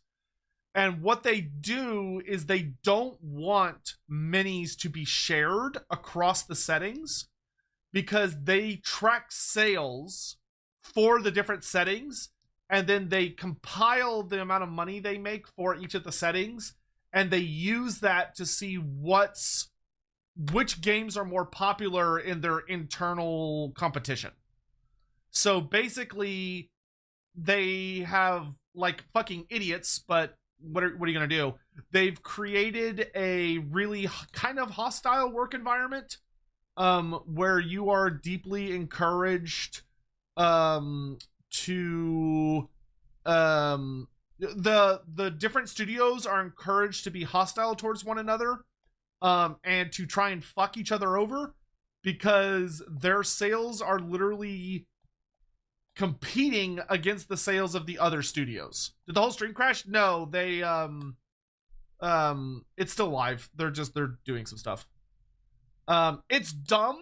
There are a number of companies that do it. It's not just a DW thing. But I think it's stupid. I think it's horribly stupid. Micah Gibson, sorry. Can Old World Beastmen choose to worship Chaos itself and not the Dark Gods? Yes. There are plenty of Beastmen that do not worship the Big Four. They might worship a Demon Prince. They might worship like Chaos more as an abstract concept. They might worship just a demon. They might worship a spirit of the forest. They might worship like a mortal beastman. They're not guaranteed by any stretch of the imagination to worship the Big Four. They could worship Stimpak, yeah. They could worship her, yeah, and get up all on those toes. Yeah, I have to finish. We need to figure out the specifics of how exactly we're gonna do it. But we're gonna be doing a fun as part of Stim's donathon she did. We're gonna be doing a fun little stream where like we're gonna do like a bachelor. Y'all know those old bachelor shows they used to run on TV where like it'd be a woman sitting in a chair and there'd be a group of guys that are behind like they're like hidden and each guy has like a number in front of them, so it's like bachelor number 1, bachelor number 2, bachelor number 3. We're gonna do a thing where like Stim's gonna be like the woman that gets to ask questions, and maybe chat will get to ask questions too. I don't know. We'll have to figure out how it's gonna work. But the guys behind each of the numbers is gonna be a Beastman special character. And I'm gonna have to on the spot come up with lore accurate answers for each of them when they ask questions, and it's gonna be really stupid and probably really fun. What are your hopes / expectations for the Old World? That it explores the entire planet and we get all of the legacy factions back in addition to exploring major geographical areas such as Koresh and Nippon, the Hobgoblin Khanate, Southern Nagaroth, and the peoples of the Southlands. When will we get your squish version of Total War? Take it up with CA.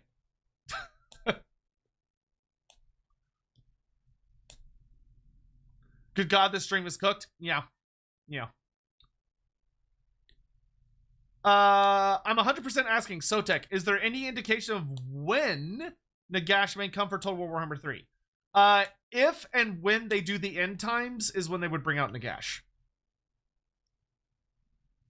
Did I see the AOS of all model of all time vote? I did. I forgot who won, but I did see it. And then I forgot who won.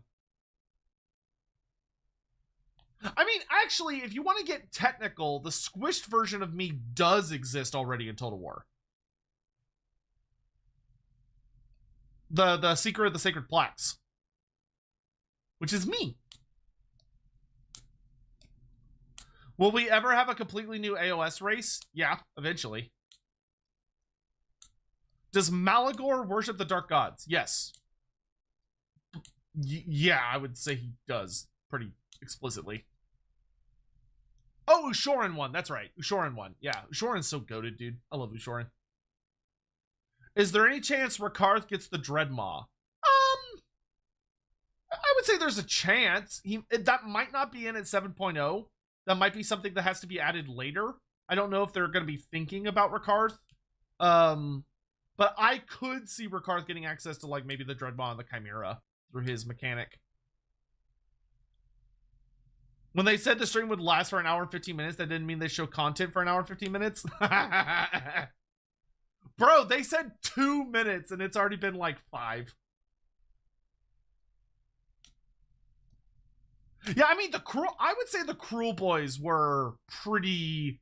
I think you could call the Cruel Boys a completely unique AOS army. I think that would be fair. Like, I don't think it had much inspiration in Warhammer or fantasy. The closest thing would be like half-orcs, which were very different. What do you think the chances of other races are coming to Total War? Right now?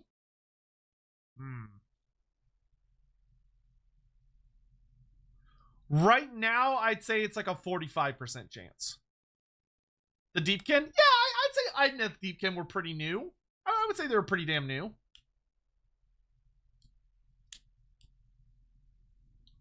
Caradron Overlords were pretty unique. While they're distracted, you can launch a coup on their stream. Oh, dude, I wish. If I had the power to launch coups on other people's streams, I'd do that every day. Deepkin were pseudo-high elves? I feel like that's a stretch. I would say the Lumineth Realm Lords are pseudo-high elves. I don't think the Idnif Deepkin are pseudo-high elves. Do you think Felix, Max, Malachi, Makaisen, Ulrika, etc., or any other Gotrek and Felix of characters appear in Age of Sigmar? No.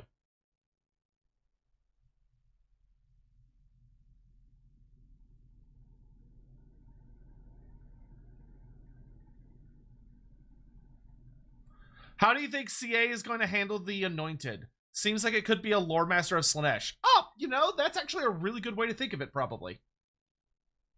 They will probably have bounce spells. Well, I don't know if they're going to have bounce spells or spells.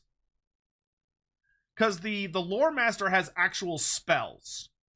The Anointed might have actual spells, or they might just have bounce spells. But I think the Loremaster of Hoeth is actually a very good reference. I would say they'll probably be very similar to the Loremaster of Hoeth.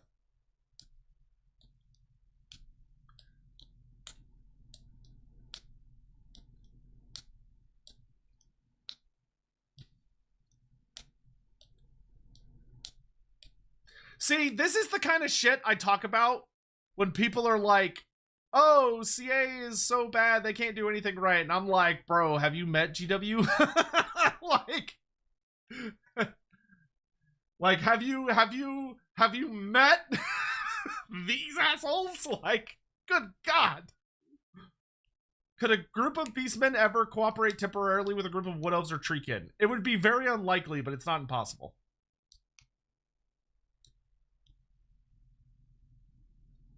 And it would depend on what you mean by work together. If you could add any character to Total War Warhammer 3 as a legendary lord, who would it be and why? Any character? Any character. I would probably cheat and do like I'd probably do like the big queen of the Naga of Koresh. That way I would force the Naga of Koresh into the game. Now, if you're like, no, Sotek, no cheating, you have to pick a character for a faction that already exists, then I would choose Munamim. Munamim would be my big one. Because I have extreme doubts that she'll get into the game, so I would want her in the game. Yeah, Munamim would be my go-to. What army do you recommend starting for your old world? The one you think looks the coolest. Easy peasy.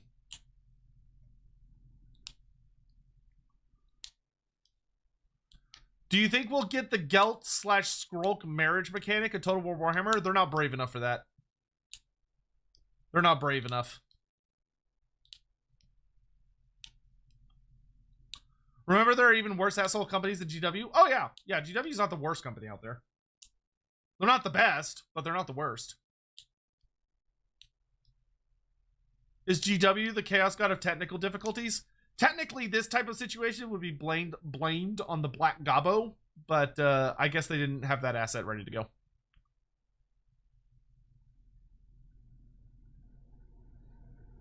Two minutes? Yep.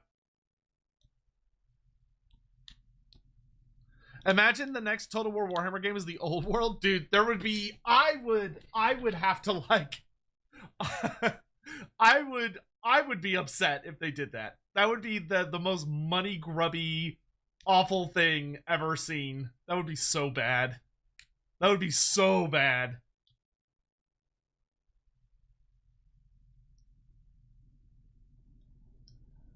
Kislev Old World when? Soon, I hope. What legendary army do you want back the most? If you mean legends, for me, Lizardmen. Lizardmen are my babies. But I think that's relevant to the setting itself. With Grand Cathay and the High Elves being as big as they are, not having Dark Elves is weird.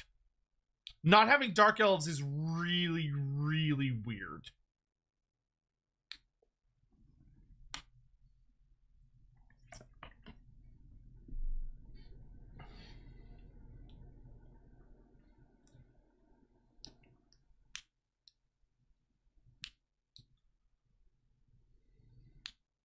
Total War Saga, Warhammer the Old World. Oh my god.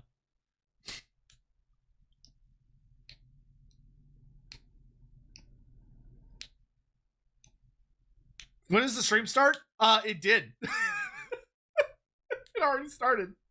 It started 40 minutes ago, and they showed off Warhammer Quest, and now we've been sitting for 10 minutes waiting for them to fix whatever technical difficulty they're having.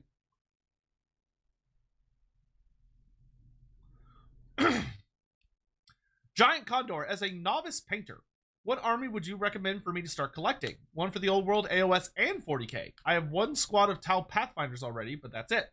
For old world, well, okay, no. I'll tell you this, Giant Condor. I would pick something that makes you excited. That's the most important thing. As a novice painter, the thing that you need to get are minis that you are excited to paint. Because at the end of the day, painting will feel like a chore if you're not enjoying it. But if it's something that looks cool and makes you excited to see it come to completion, that is what's going to power you through. So it should ultimately be factions that you love and like call out to you. Because even if something is easy to paint, if you don't enjoy it, you're not going to do it. More than likely. It's better to pick a faction that makes you happy.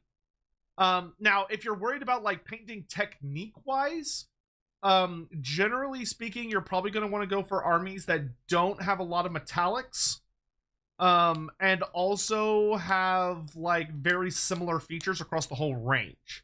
So like the Tomb Kings are really good for the old world because they're all made out of bone, right? So that tends to be pretty easy. The Night Haunt tend to be really good for AOS because they have for AOS because they have a lot of, they're all ghosts, right? So it's mostly like super easy stuff. Or if you really like working with metallics, then you might be more successful going with like Warriors of Chaos. But generally you want to look for minis, you want to look for ranges where there's not a lot of fine details.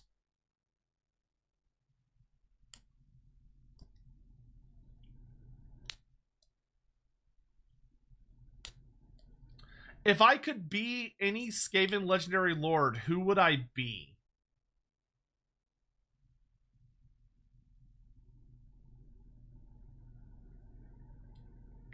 Ideally none of them, because they all have like severe issues.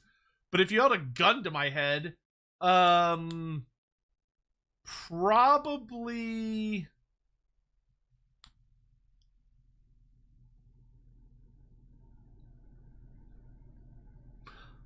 Oh, they're back. Well, they're coming back. Honestly, I would probably want to be, this is going to be actually probably a strange answer, but I would want to be Tretch Craventail. Tretch Craventail is not too high on the totem pole, so I would be able to get away with a lot of stuff and not like constantly be worrying. Oh, that was AOS Coach. I love AOS Coach. He's such a cool guy. I guess he's doing the announcing for the AOS event. But in any event, I would also, Tretch Craventail is canonically lucky. Like, he has luck as a genuine superpower. Everybody, hopefully we are back alive on the stream. We have all, thank you very much for staying with us through those technical difficulties. We have just seen the incredible new Warhammer Quest Dark Water, and we're going to move swiftly on, as quickly as we can, to the rest of our amazing miniatures coming up soon. We're staying in the mortal realms of more Warhammer Age of Sigmar. Let's roll the next slide. It's a little better. Here we go. So, we've seen Dark Water. What would be cool after all those fantastic miniatures would be if we'd had a bit more Maggotkin of Nurgle. Mute. More Nurgle? Oh my god, look at the Pestigors! They're so fat! Rot Swords?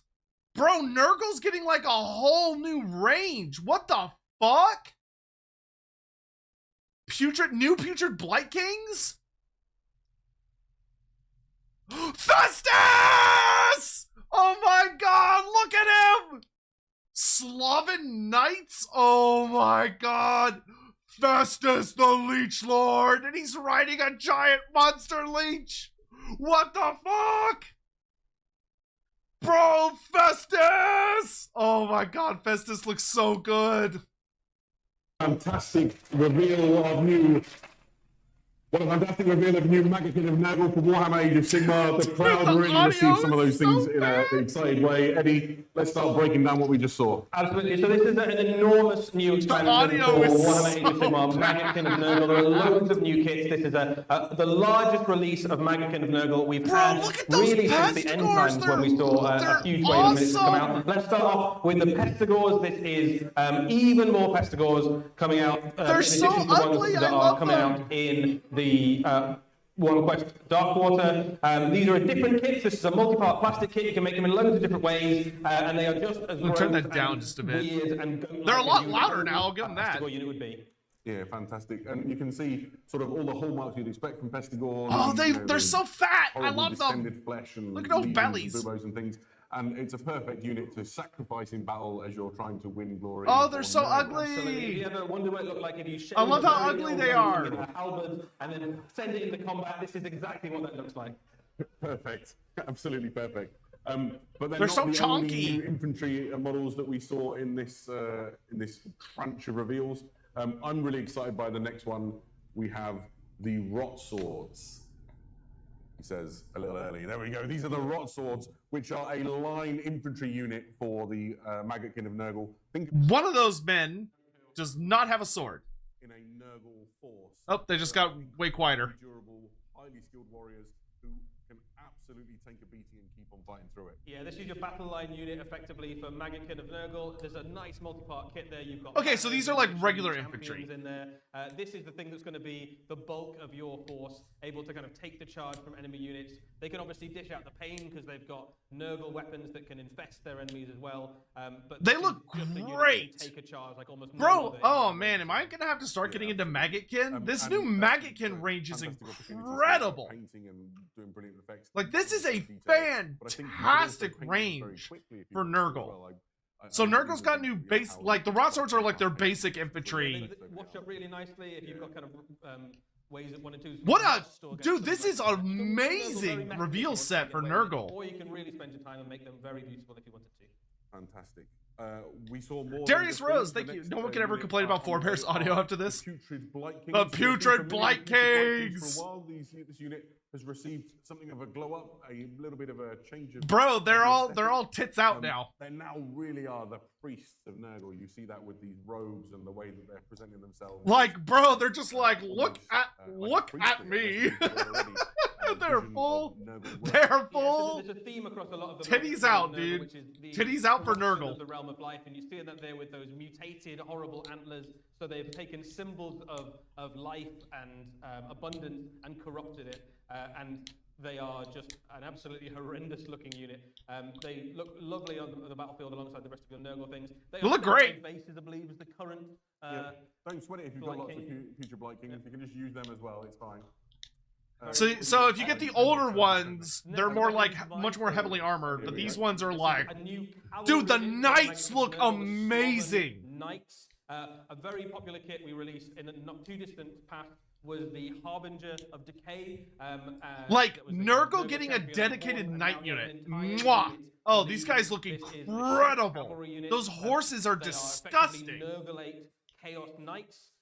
They've got some really tasty rules in game. They very handy little ability to have.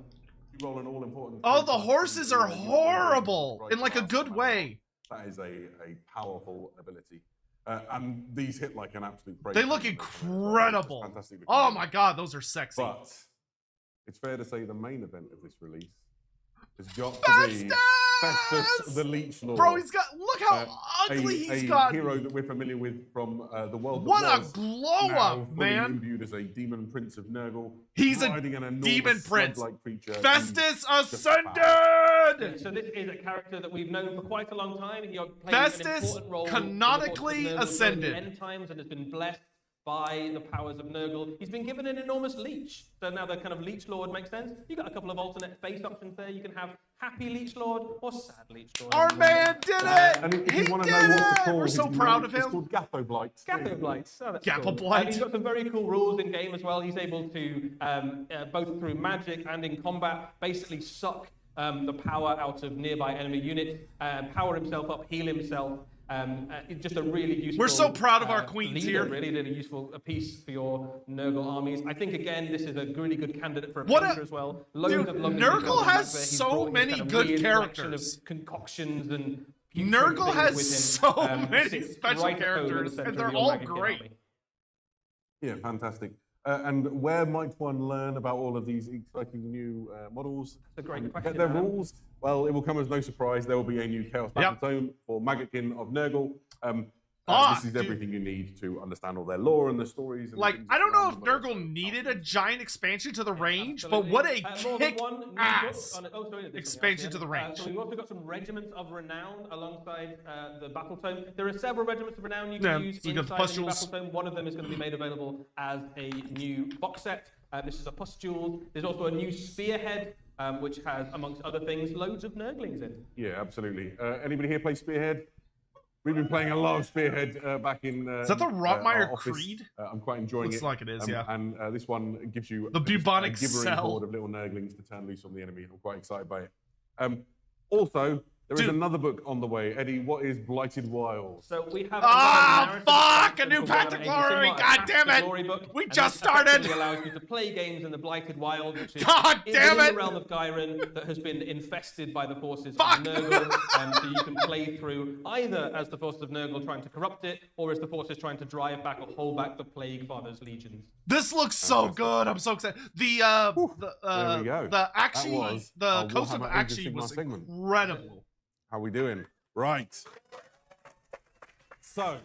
Oh, you can actually hear the crowd cheering take now. A little bit of a change of pace now and show you something that we're very excited about that you're going to see more of in the next year. So 2026 is looking very good. If you like cool Warhammer animations, let's have a look ahead.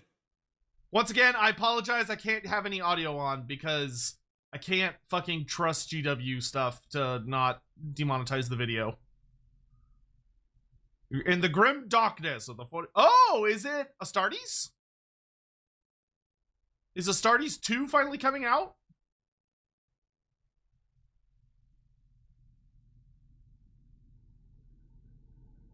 Or is this something else? I can't tell. Astartes is like such a...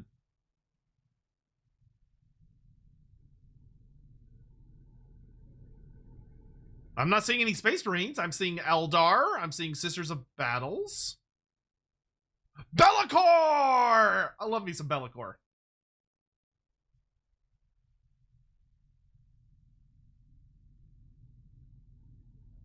We got Orcs.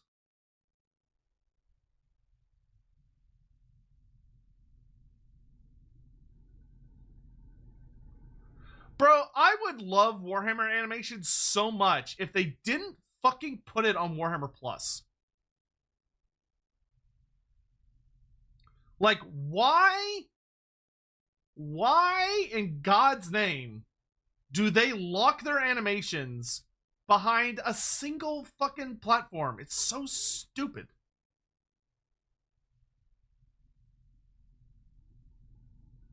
Oh, we got a World Eater.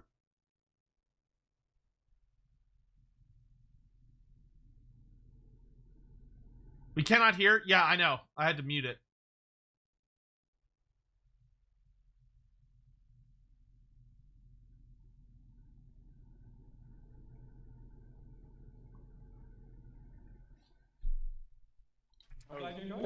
Yeah, I really enjoyed that. We saw loads of like snippets from forthcoming animations. Like I would love if they would put these on Amazon Prime or Netflix or the names of like the fact that you have to pay for a completely separate thing just to watch Warhammer animations is insane. Plus very soon. There's some factions we absolutely saw there. We got some Sisters of Battle, Order of the Sacred Rose. There's some Eldari on the way. Darius Rose, thank you for the super chat. Festus, the Jude Law of the setting. Tyra25, is this AOS Ogres or Warhammer Fantasy Battle Ogres that are rumored? I've heard it's AOS, which that same rumor, like, nailed all the Nurgle stuff. Like, it literally called out all the Nurgle stuff we just saw. So, if he's right, they're about to show off a bunch of Nurgle stuff here, or Ogre stuff here in a bit. The orchestra playing the score and then the voice actress performing the lines really gives you a sense of how much work is going into it. Like, I want to enjoy Warhammer animations, but I don't want to pay for a service that only does Warhammer. That's just ridiculous to me. Fantastic. All of these shows will be coming to Warhammer Plus. Do you think we'll eventually see Valkia and Village return? It's not impossible. Valkia, yes. Village, maybe. Actually, no. Village is probably a no. Because Village, they turned into like a generic character, but Valkia, I think, will come back eventually. Is that a clue for a starting team? I mean, it could be. Who knows? Who knows? Yeah, I'm excited. I'm probably too excited. Right. So that was fun. If you want to watch all of those shows and loads more besides, Warhammer Plus is where you'll find them all. So, Ogres. We need to go now to Ogres, the Age of Darkness and the Horus Heresy. Damn it.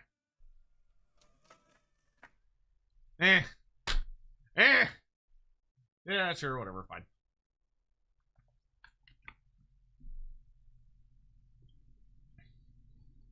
Oh, they're just gonna talk. Journeys Astartes Siege Assault Battle Group.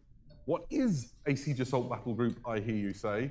Well, good news. We can explain. Yeah, Valkia effectively is. a new I mean, box set Valkia with is loads in of AOS. images and a She's couple of just not in the ones as most well. recent book. Let's have a look at some of the models. To start off with, we have the much anticipated. But Valkia was a major character in the Realm Gate Wars. Breacher Squad. This is your Space Marines in iron armor with enormous big shields and all sorts of specialist breaching weapons. Yeah, I'm of the opinion that iron armor is the greatest mark. If you are a fan of the Horus Heresy, I would genuinely very much like to know your thoughts on what's being revealed, because I have no idea what any of this is.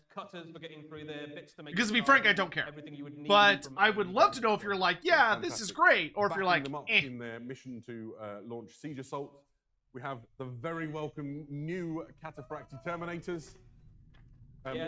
This is two kits on their way for Cataphracti Terminators. You've got this one we can see right now. With I'm not going to yuck your yum. I'm not going to yuck your yum. Some people like Horus Heresy, with combi bolters and that's okay.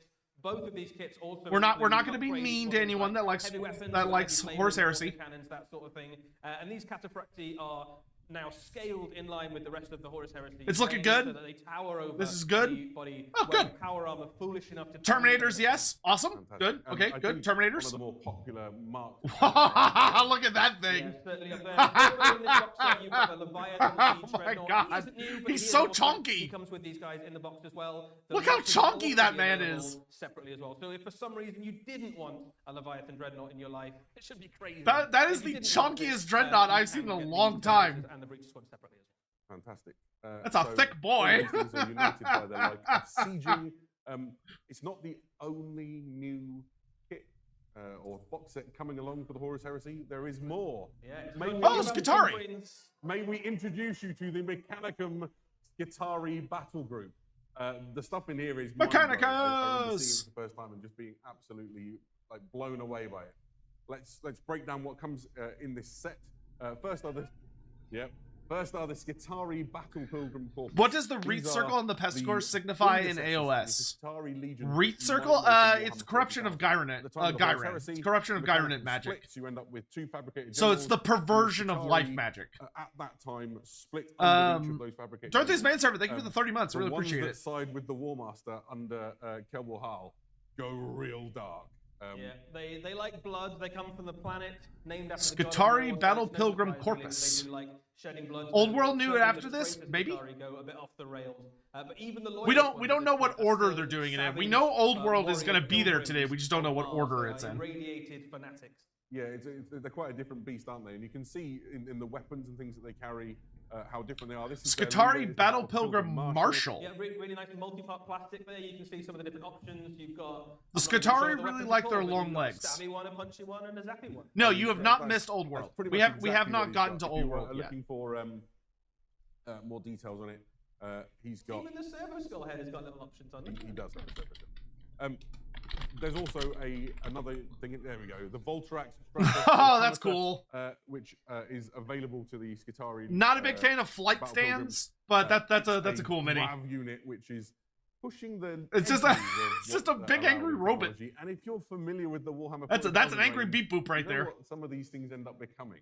Yeah, absolutely. So this can go into battle alongside your Skitarii, or you can include it in wider. Necromancer Cobalt, thank you for the super chat. What do you mean you don't care about the Horus Heresy? Who doesn't love the spare parts for 40k kit bashing setting? They can also slot in quite happily into the wider Mechanicum. Hey, I've heard there's some people that really enjoy playing this game. I don't know any of them, but I hear they exist.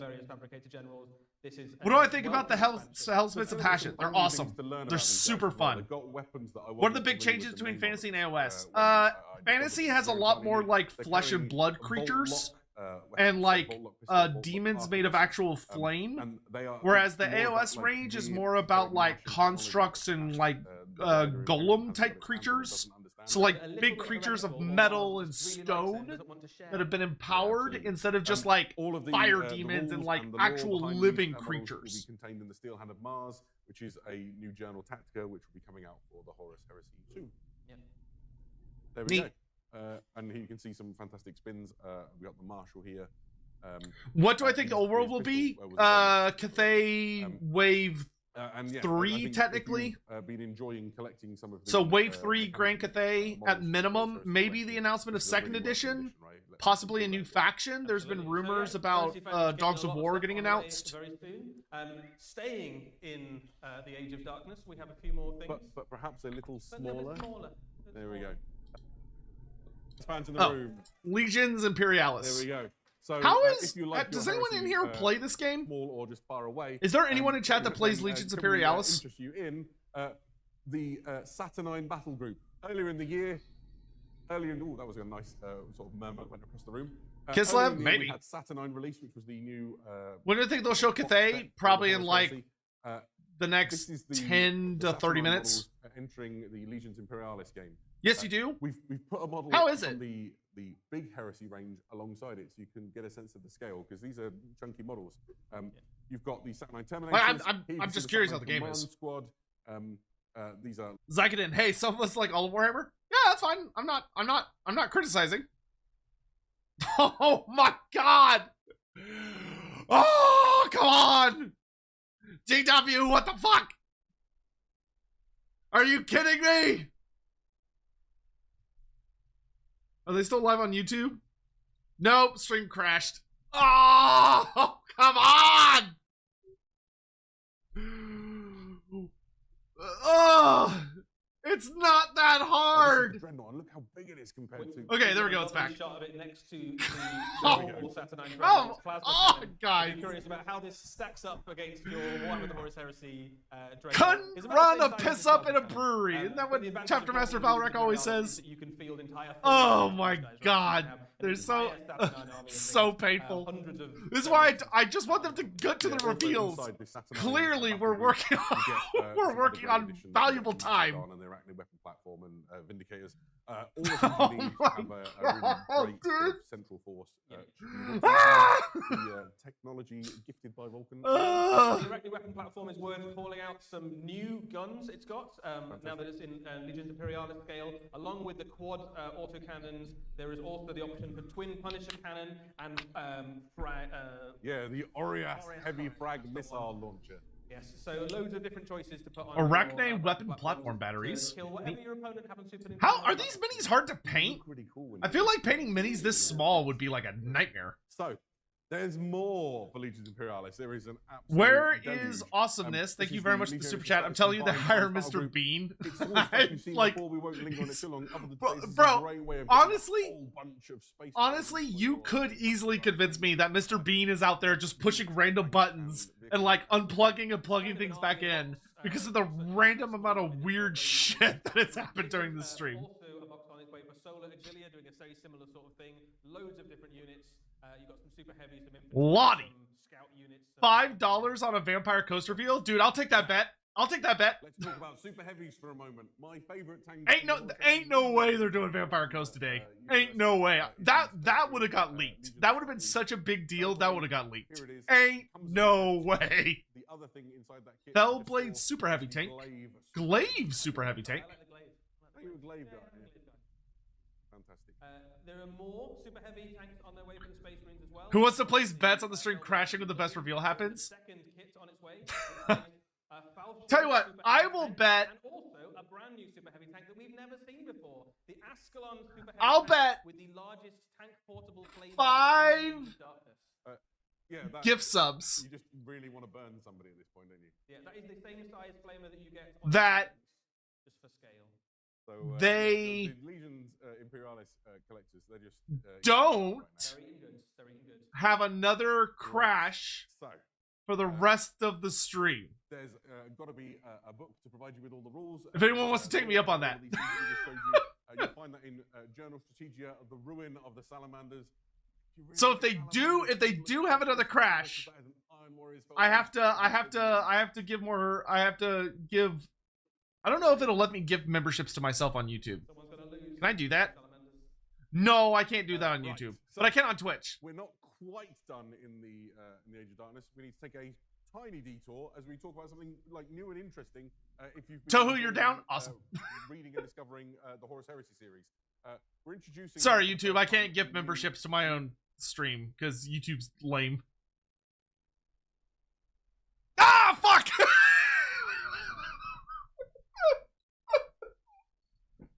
Come on, guys! Oh, I didn't even get 30 seconds. I didn't even get 30 seconds. Fucking rap. God. Oh, I was like, surely they'll fix it. Is Horus Rising. What is the Horus Heresy Saga, I hear you ask? Oh, great, they're back. 12 Oh my volumes. God. Saga, Fucking. Is 12 volumes, which have been selected by the Black Library to take you through the Horus Heresy. Otherwise, you're facing like 54 books. And so, what this does is... I hate this company. Sort of the main I hate this company. story arc of the heresy, and a lot of I hate these assholes so much. The betrayal I hate these assholes so much. Loads of these key events that you really need to understand. Absolute bastards. The whole of the Horus Heresy. Oh. Eddie's holding a copy of the hardback book right now. If you're in the room, come and have a look at the end of the show. It's a beautiful volume, fantastic new artwork. There'll be a paperback edition coming in the worst company. These Absolute bastards. For people who maybe a lot of us in this room have probably followed the Horus Heresy, right? But if you're new, you want to bet again? No, I've learned my lesson. Horus Rising is one of the most popular. I've learned my lesson. I spent too much money on card games this week. There we go. Exciting. Right. I guess the thing to talk about with Horus Rising is this is kind of the book that like launched the Horus Heresy into. Oh, it's a re-release. Okay. The fame and the notoriety that we're familiar with today. Man, that's how Steven immediately loses pictured. How dare you? Really swell guy. I would follow him, definitely. I think he's like a great guy. It's all going to turn out just fine. Who wouldn't trust that guy? Fantastic. Right. I can't believe GW would betray me like this. Now we've been to the edge of darkness. Let's return for a moment to the old world if we can. Old world! It's time! It's time! Old world! So, old world! Old world! Old world! Old world! Video. Wait, it's a video. The Cathay! Oh god, I want to watch this so bad, but I can't because GW uses copyright music. I want to watch this so bad. I'll watch it after. I'll watch it right after. Oh god, I want to listen to it. I want to listen to it. It's mommy. I heard mommy's voice. I heard Meow Ying. Oh, look at the Onyx Crowman. Oh, look, it's all the different lores of magic. Oh my god, I have to go back and analyze all of this. What the fuck? Bro, they just showed all the elemental winds. Holy moly. Peasant archers, nice. Astromancer with crowmen, crane gunners, shotguns, I forgot the name of.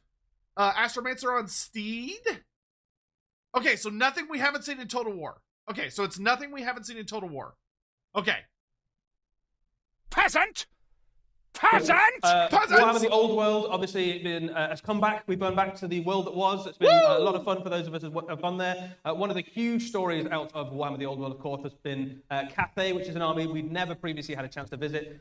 We had that army released in the not too distant past. Hey, Astromancers!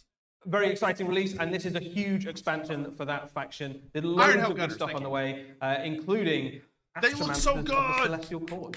So until now, if you've been using a Grand Cathay army, you've been a little bit limited for your choices. Bro, if you were playing Grand Cathay right now, on the battlefield, your only wizard you could take was Meow Ying. Provide you with a foot mount, like, she was the only wizard. Wizard and a mounted wizard, so you can include. Oh wait, no, you can take the Shuka gun. The Shuka gun you can take around the battlefield where you need them most. But now we've got like you with basic some much needed magical backup. Yeah. Dude, look at the Crowman. The Crowman's so cute looking. The different heads. The Onyx Crowman looks great. And things that they can He's also got a really adorable Onyx Crowman as well. He does have a little Crowman with him.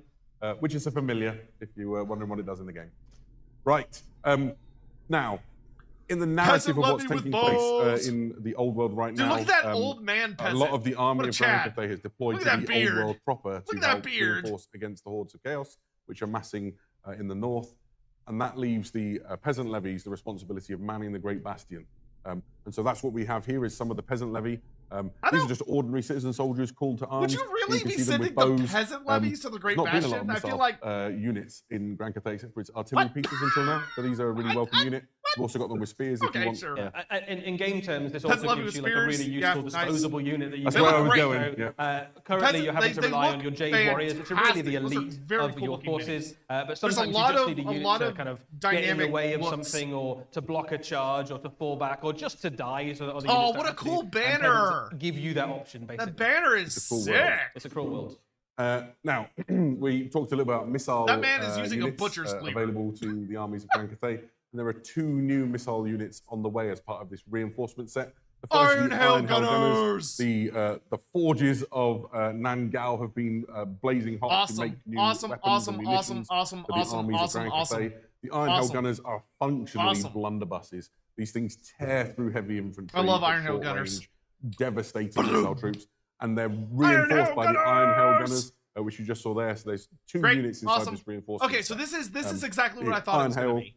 Short range. So they're devastating basically against large like units, adding and then the you've got other half train gunners, which of we'll the go to Cathay next. range that Cathay So really you can see they've needs. got the pavets to protect them from incoming fire, and then they've got these extremely powerful arquebus-style weapons. The crane detailing gunners on them look is the thing that really excites awesome. me. The sort of the fluting on the barrel, all of the the telescopic sights, everything about these just really screams like intricate detail and sculptural work that the Grand Cathay Army is quite known for. Absolutely. And together, added into the artillery you've already got as part of the Cathayan army, you can make an incredibly powerful shooting army for the armies of Grand Cathay. We'll if you love to see wanted it. to just put missile troops on the battlefield, have archers and firepower and We artillery love to see and it. rockets and all sorts of stuff. I'm a You could little. make The probably only the most unit that we're formidable really shooting missing army that I in think Cathay the old really world, would which is pretty need you're right certainly now is right there, aren't you? probably All of these things will be available first Celestial as part Dragon of the Guard. Defenders of the Grand But Bastion, which is a reinforcement set.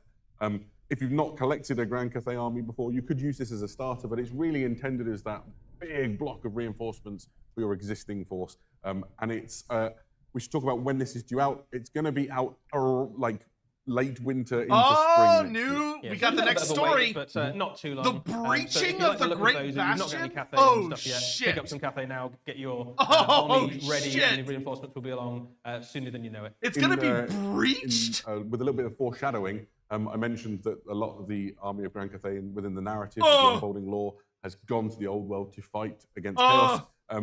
This book's called The Breaching that of the Great art is Bastion, and it all does not beautiful. look well back in Grand Cathay. You can see it's all on fire.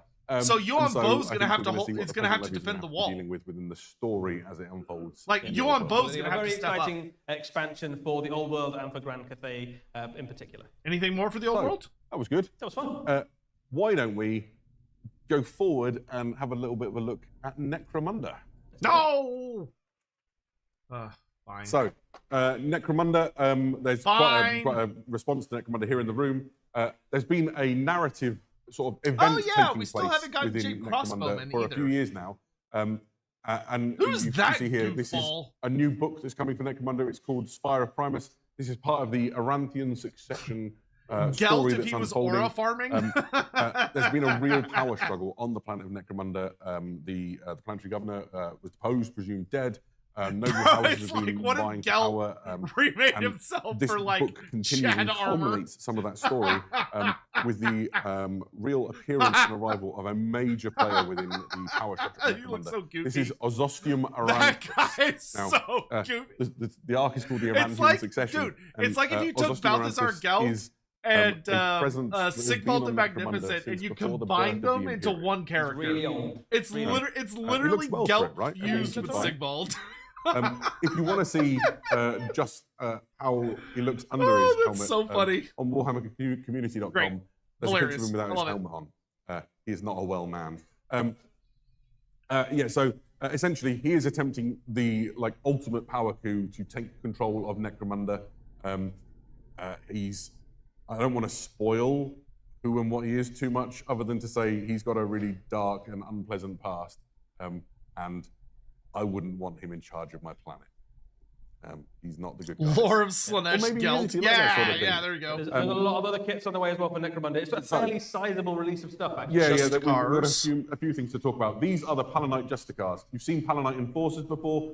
It's the responsibility What do I of think the every next planet classic Imperium dark type will for be the revealed next planetary week? governor to, It's maintain law and probably order. going That's to be not the job of the Mechanicus. Exarbites. They, I would be. enforce the My Lex money's on a Imperialis. Mechanicus character. So this is part of that law and order. Palanite Justicars, in particular, dispense justice to the noble Good old houses, man catchers. And so what you've got here is almost like a snatch squad, right? You've got bailiffs, you've got the one with his man catcher, you've got an executioner. These are going to descend into the hive and wreak justice on wrongdoers.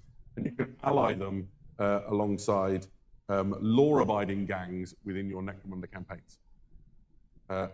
Dude, if they did just an fantastic. Imperial Beastman, that would be hype as fuck. If they did a Beastman He's for got that whole sort of Darktide, like I would play Darktide religiously. Barrister if they gave looking me a aesthetic going on. Beastman character, I would be there's like, some cool things to talk about here. we're getting The real man now. catcher is a Fullman pattern man catcher, and you can build them in a variety of ways. So he could be like built onto the guy who's kneeling down and whatever. So there's some options here. I'm being told to hold my microphone more effectively. So fantastic if you're enjoying the Palanites and you want something to add to your law-abiding gang. Not the only expansion. Necromunda saw a couple of years back saw the return of the squats. These are the Ironhead. Dude, this guy in the Squat, top right Masters, is and so Charter fucking Masters goofy and looking. Drill Masters. This He is the looks expansion so for your silly. Ironhead squat gangs. He's just a little guy. They provide you with some elite specialist Just a gang little champion situation here. They're just brilliant, right? Who doesn't want like a new squat with a pipe and a power axe? So the idea of these is they're champions that add on to an existing Necromunda gang. You could probably make a Tohu, gang out duly of it, but the noted. idea I'll is fuck really with it this is later. an expansion, the existing squats that you've already got. These They are look so kind of the silly. elite. These are what Charter Masters effectively means that they've earned their high rank within the squat hierarchy, and as a result, Squad fans kitted are out with eating some of the me. best equipment. I'm They've got eating. very good armor. They've That's got very great. good guns. I'm glad squad fans are these loving are going to these. pack a punch in your games. Yeah, They- and like, I love within how this, goofy there's they look. specific specialists that do specific They're things. So adorable. one of them is the Exomaster. You see the bigger suit. They've got like this They're incredible adorable. understanding of like how the mining process work and chem harvesting, and they've got the gear to do it. But it's also incredibly useful war gear. Or you've got the Drill Masters, and the Drill Master can control. I think he's called a Techmite Autoveyor. It's this weird little sort of tracked unit that you might have seen in some of the shots. A great addition to your Necromunda gangs, and you can use them as part of your Ironhead squat prospectors. There you go. Excellent.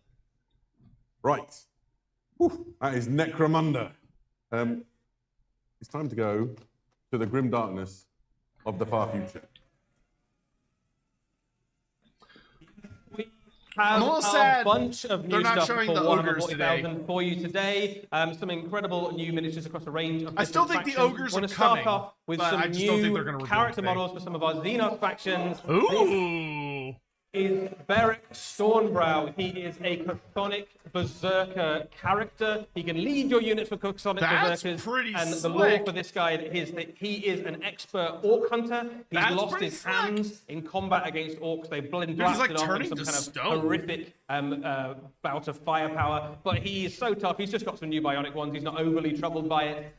He is a particularly tough kin. He has a clone scheme that makes him even more durable than the already durable. What's wrong with his Legion of face? Votan He's already like- are. He he's goes literally right turning to to the front stone. of your army in the middle of your Chthonic Berserkers, leads that unit into combat. He gives them explosive hits in combat. He does all sorts of horrible things to your opponent's army and makes an absolute mess. That's of a neat whatever you mini. get them into. And the I orcs love on them. the orc head. You have to punch it up really hard to make its nose bleed. I would think so. He's not the only new character model coming. Oh, those look really Here we see nice. the Twin Lance, The Twin part Lance. of the Tau Empire. Eddie, what are the Twin Lance? Those look the really Twin Lance are a nice. new pair of special characters for the Tau Empire. Those of you who know Oh, they're your special Tau Empire characters, lore will okay. know that Farsight was once the exemplar of the Mondkar, the killing blow within the Tau Empire, but he's sort of fallen out of favor with the Ethereals. They don't really like to put him on the posters and the propaganda anymore. So they were looking for someone new to represent the Mondkar within the Tau Yeah, I Empire. like the so they flames found on these the guys, base. the Twin Lance. This is a male and a female Tau who were once part of three warriors went around together, but one of them was killed by a gene stealer patriarch. These two responded with a perfect exemplar of the killing blow and managed to take out the leader of the gene stealer uprising. And from that point onwards, they were lauded as heroes of the Tau Empire. And now they go between the different septs, fighting wherever the ethereals tell them to. One thing to note about them that's quite cool is that they don't have the markings of any specific sept within the Tau Empire on them, because they are heroes for all of the people of the Tau, for all of the greater good. They can fight alongside any of the septs you want, which means you can put them in any of your Tau armies, regardless of what color you painted them.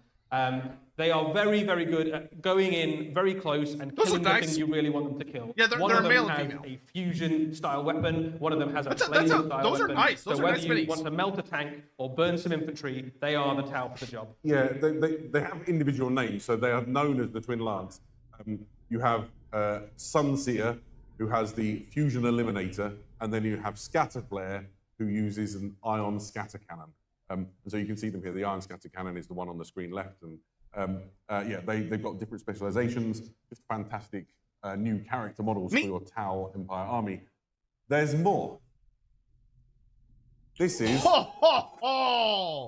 this is very exciting for me. I'm a Tyranny collector. I have a nice Tyranid army at home. Look at that sculpt! This is a new Synapse leader for your Tyranid army in the That Tyranid is Prime an with Lashwhip. I mean, it sort incredible of does what it says sculpt. on the tin. This is the Tyranid Prime with a Lashwhip. You know what a Tyranid Prime is? You know what a Lashwhip That is? is a This is a Tyranid Prime with a beautiful Lashwhip. It's sculpt. a lovely miniature. It's in a really cool dynamic pose. It's the first time we've had a dedicated miniature to represent a Tyranid Prime infantry version. Man. This is a character that you can Talk put about, in alongside like, the Tyranid warriors or advertising one of what your you're infantry capable units. of. That makes tongue that and unit that more whip efficient action. and obviously gives you some synaptic benefits as well. But I think just a really awesome Tyranid model, actually. Just really great to have. That's a bug that something knows you how can to make. please. Yeah, we should say these three releases that we just described, so Berek and the Twin That is Spear and the Tyranid Prime. with incredibly Lashwhip, lovely sculpt. we're expecting to see them released into the new year, so think more like springtime, I think. Yeah, it's a little way off yet, but we just wanted to show you some cool stuff. Exactly, it's always nice.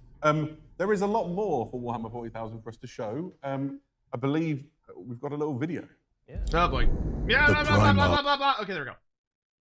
Have to mute it. Sorry. I know. I have to mute it. Because GW likes to use copyright music because they suck. Oh, it's fucking Gilliman. Is that Gilliman? I can't tell. Might be some other nerd.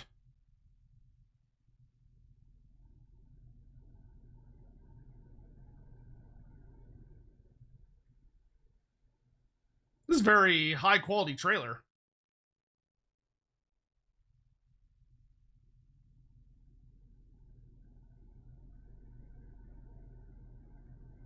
No, I don't think that's Papa Smurf.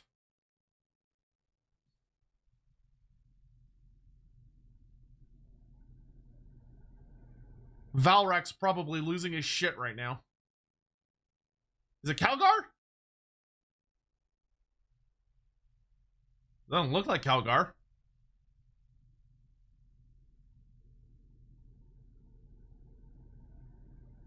Oh, is it Titus?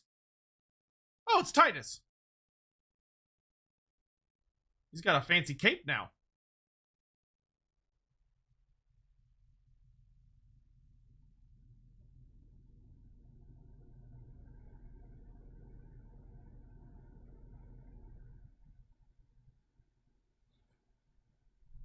Is this like a DLC? Or is it a mini? Was awesome. I'm a huge fan of Captain Titus. I followed him through Space Marine, the original game, many years ago. I've put too many hours to account into Space Marine 2. And here we see his narrative is progressing. Tell us more, Eddie. So this is an important piece of Warhammer 40,000 lore, and especially important for Captain Titus. Those of you who played Space Marine 2, the computer game, will know that the last time we saw Titus, he was a lieutenant of the he got promoted recently back to returned captain. from exile in the Death Watch, and he has sort of come back, the prodigal son return sort of thing.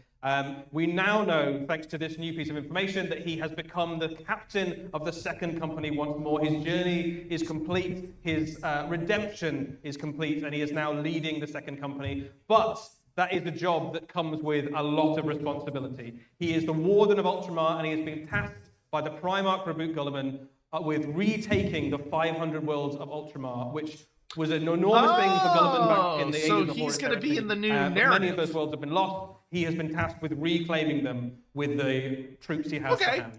So let's see what those troops look like. Okay, there we go. All right, so Titus is just part of the core narrative now. His face looks a little funky. I don't know if I'm convinced by that. Oh, wow, look at all these characters. You got a little squad? Okay, it looks okay. I think it was the lighting that was mainly bad.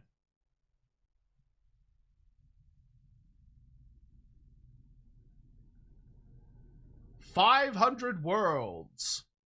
So, to my understanding, this is the new big narrative for 40K, right? Here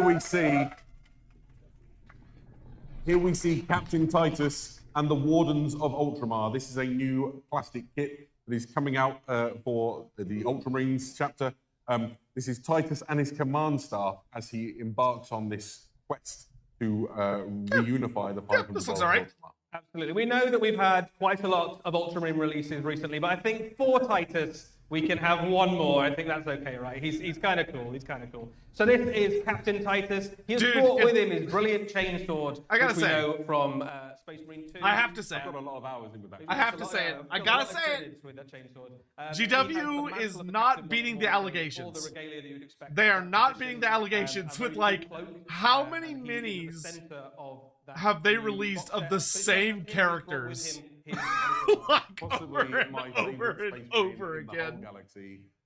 Anybody here seen Secret Level? Like, Calgar, this is like his third mini in like the last like several years. Like, come on. Series. Oh, good grief. Taurus is the veteran sergeant who recruited Titus as a boy, and here they are reunited. Oh, hey, it's in Idris this, Elba. Plastic kit.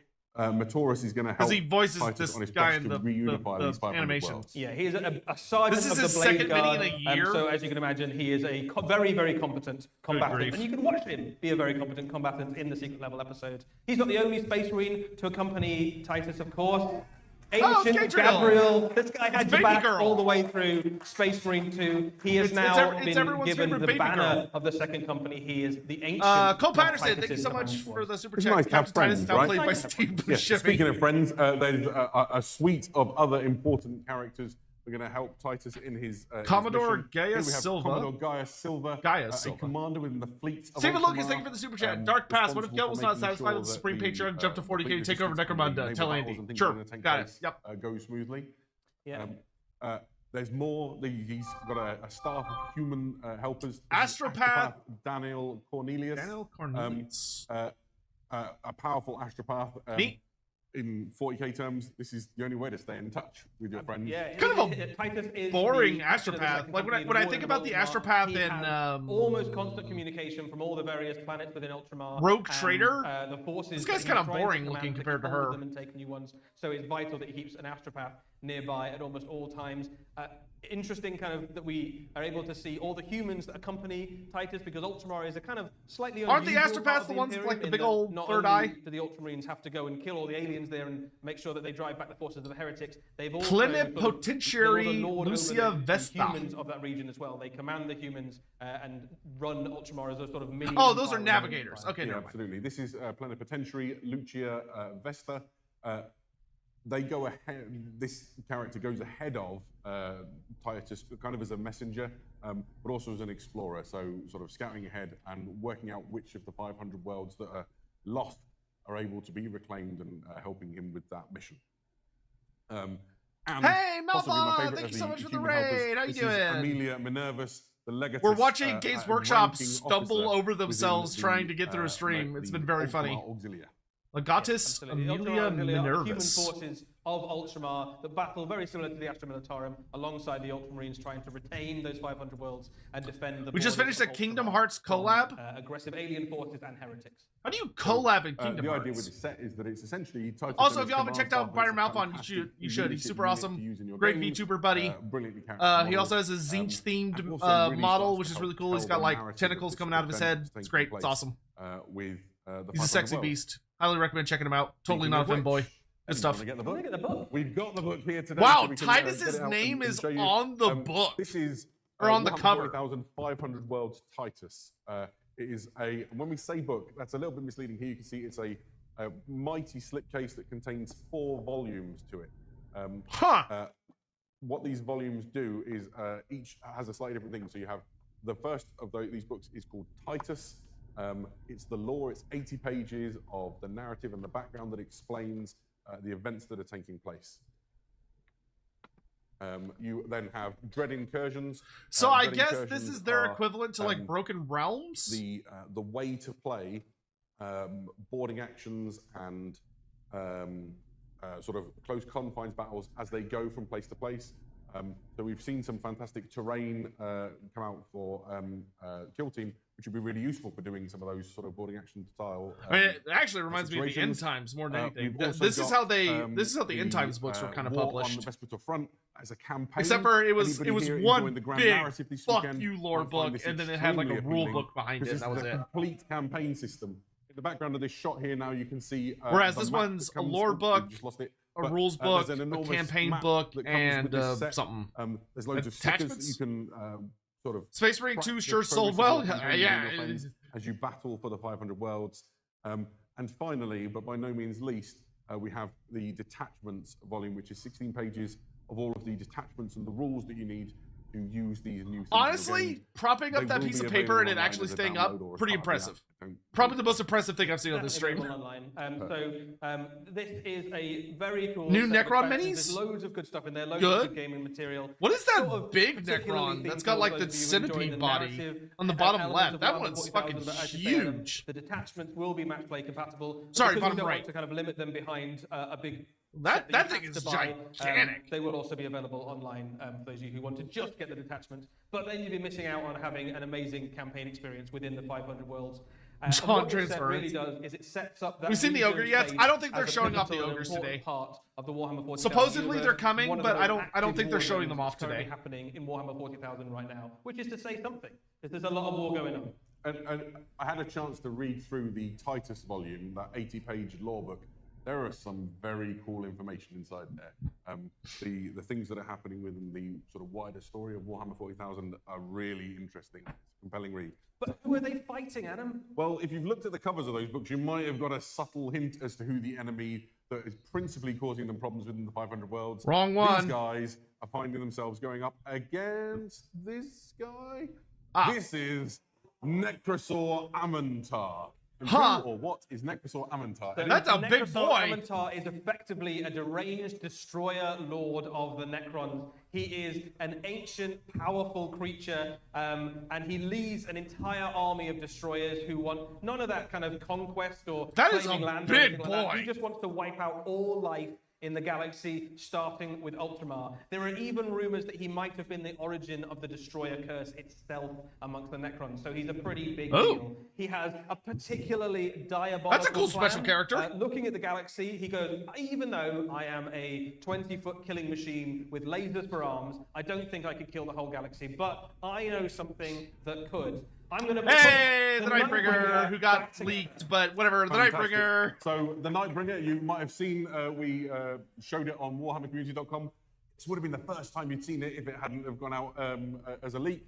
We did mention leaks in our invitation video, but here is the Catan shard of the Nightbringer. The Nightbringer looks great. His Nightbringer looks super to gather all of the Catan shards so that he can get the Nightbringer together properly and just kill all life in the galaxy. Absolutely. Oh, he's trying to free the Nightbringer? That's interesting. And the new Catan shard that will be coming out. There will be some new ways of getting Necrons into your army. There is a new battalion, which basically gives you all the destroyers. So if you like the idea of an army of undying, unkillable robots hell-bent on destroying all life, this is the battalion for you. Perfect. Yeah, if your jam is just psychotic, undead robot killing machines. Oh yeah, nice. 500 awesome. Worlds is going to be your jam. Yep. Perfect. Whew. I feel like we've reached the end. That is the end. Perfect. Right. So here we go. Let's just look at Titus squaring off against the enemy, and then what remains is for us to bring this to a close. Everybody who's been watching us live on the stream, thank you so much for sticking with us for our technical difficulties. We appreciate it wasn't perfect, but it's been really great to show you all these fantastic Warhammer reveals. Wasn't perfect just get a bit excited about our favorite hobby. with all of you. A Thank you for hanging around with generous us. way If to you put want it. to see any of these reveals again, you want to watch any of the videos again, you want a closer look at any of those miniatures, the Warhammer community website, if it's not already updated, will be updated very soon with lovely shots of all of those new reveals so you can spend time, look over them, and decide which of those you're most excited about, which one you want to buy. Yeah, absolutely. And if you've got burning That's it. questions about That's things it. Eddie and I didn't explain, there's a good chance that It was the all right. answers will be there on It was an Warhammer, all right show. So go and have a look. I should address the 1,000 or so people in the room. Thank you all for sticking around with us as well. Wasn't too bad. You have been The Cathay reveal an was a incredible little audience. It's been a underwhelming. delight to I share was this hoping reveal with all for of like a you. new special character at We're going to least. bring this thing to a close. Thank you from Eddie. But and I from am all of looking the forward to the Warhammer next TV team narrative who book. made this possible. I think that And, I thank am you looking for forward to the myself. next narrative It's been a book. delight. We'll see you again next time. Good night. That's the final reveal for the year. Yeah. It was all right. It was all right. Here, if we go to, if we go over to this here community page, like, dude, Nurgle 8 so good. Like, Cathay was all right. Cathay was okay. Back on Herm Tove, disaster has struck. Great Bash is under a concentrated attack. Only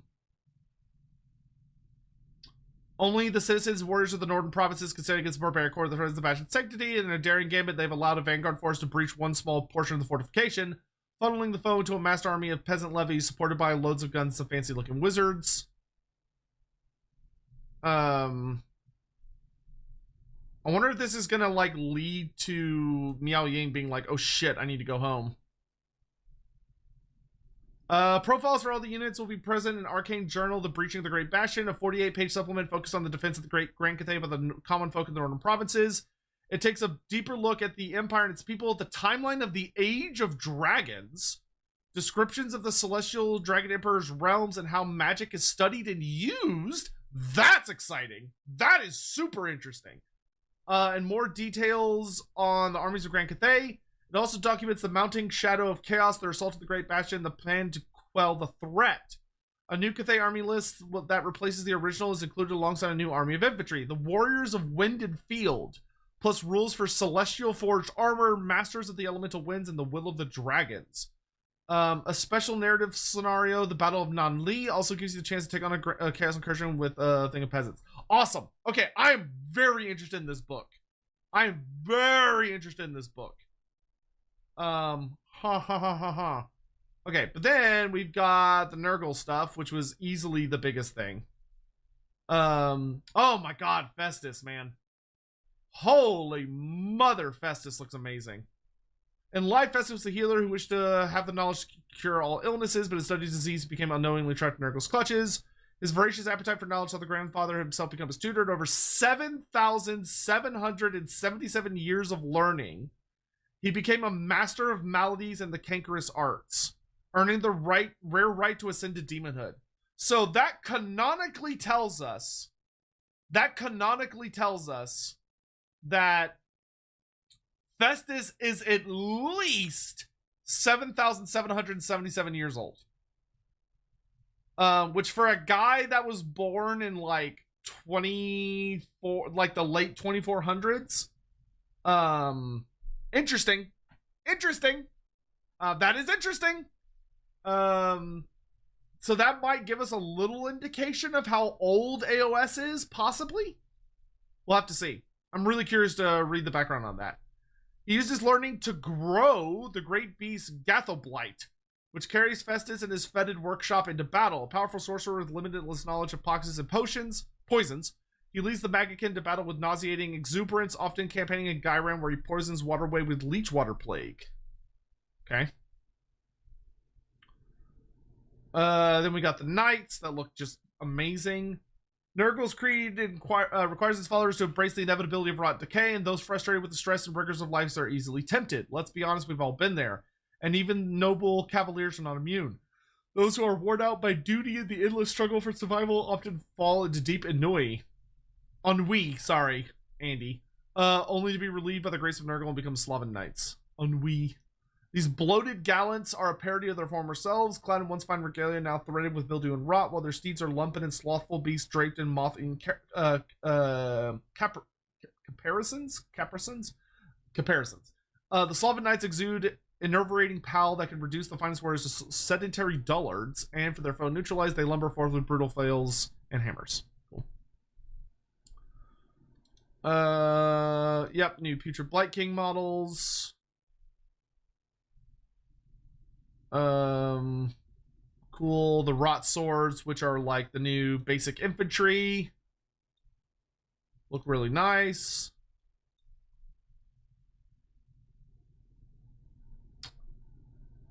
Oh, the dude, the Pestigors look incredible.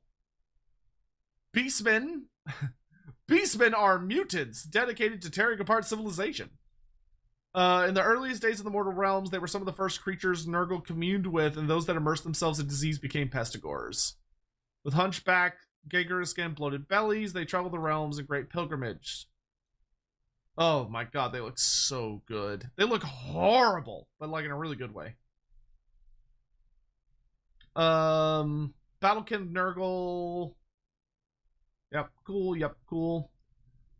Let's see. One army of renown lets Rotbringers embrace the 7-step cycle of corruption, while the other has Horticulous Slimucks, an extremely green-fingered delegation known as the Gardeners of Nurgle. You also get rules from Nurgle's followers from Darkwater, Gelgus Pust and his court of supporting characters, the Cankerborn and the Pox Wretches, all join the Carnival of Corruption. Yeah, you got the Rotmire Creed in this box set. And then we've got new Path to Glory, just in time for the Lorebeard's Path to Glory to get absolutely annihilated. Very funny. I'm really excited for the new Path to Glory, because the Path to Glory for the Axian Coast is like really good. So the new book I hope will be just as good. Carrie, check my thread in the Lorebeard's Discord for some early information with Cathay Elemental Winds. Oh, I know a lot about the Elemental Winds and Cathay and everything. Trust me, I've been up in those weeds. But I will check it out. All right. And then Warhammer Quest looks incredible. Like, I'm so excited for... so what do we think? What are our thoughts, chat? What are our thoughts? All of the goofy-ass errors aside... Dude, oh my god, the Karnathi character looks so fucking cool. He's very interesting ethnicity that he's kind of inspired by for his human features. Dude, this guy's fucking hilarious. Oh, that's such a cool demon prince. Like the special characters for Nurgle look awesome. Oh, god, the shaman. Oh, the shaman looks so good. I like that the Pestigors in the box set are very, very different than the Pestigors for the base army. Like, I like that the Pestigors are completely different. That's really nice. They're not just the same. The Mire Kelpies. Love the Mire Kelpies.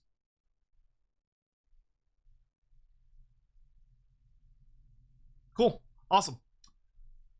Yeah, I'm sad the Ogres didn't show up today. I feel very confident that the guy who leaked, not the leak, but the guy that spread the rumors about the Ogres, I think he was 100% right. I don't think he's wrong, because he nailed all of the Nurgle predictions. Like, everything he said about Nurgle was 100% right. So I think he's 100% right that Nurgle is coming down the chute, but the Ogres are coming, they're just not being revealed yet. Yeah, jazz music jump scare, sorry. Wow, Scion, a 3 out of 10. That is scathing. Damn. Nurgle was great and I want the Cathay book. Yeah, that's how I feel. Oh yeah, I forgot y'all are on like the louder sound. My bad. There you go. This should be a little better.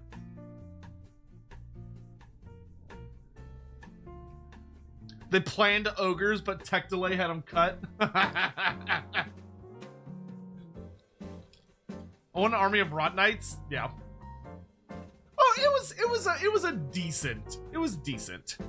I think I could have used a little more Old World.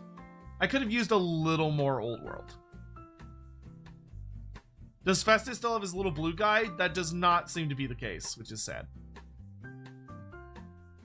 Nurgle getting 2 demon princes? Yeah, Nurgle is like... Dude, Nurgle has so many more special characters than I think the other 3 gods combined. Like, Nurgle has so many special characters.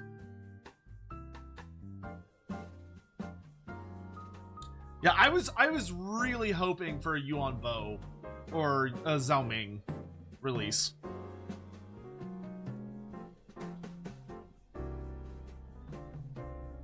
Well, I guess, so for anyone that doesn't know, on the Lorebeard's Discord, we are just now, like just about to start an Age of Sigmar League, Age of Sigmar Path to Glory League, which we're just gonna have fun with.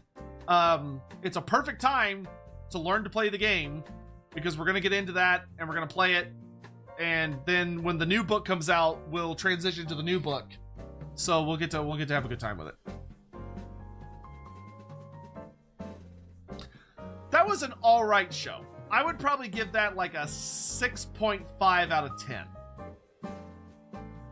If they had shown off the Ogres, and if I could have gotten like a Cathay special character, I think that would have made it like a 9 or 10 out of 10. But I think I would give that like a 6.5 out of 10. It was alright. It was okay.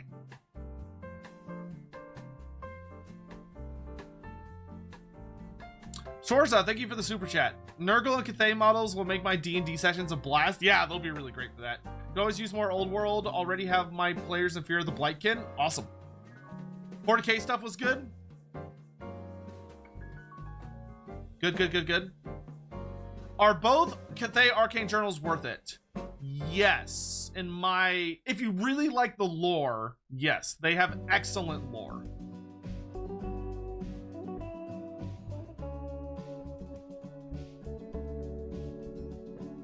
True, the little crow man was cute.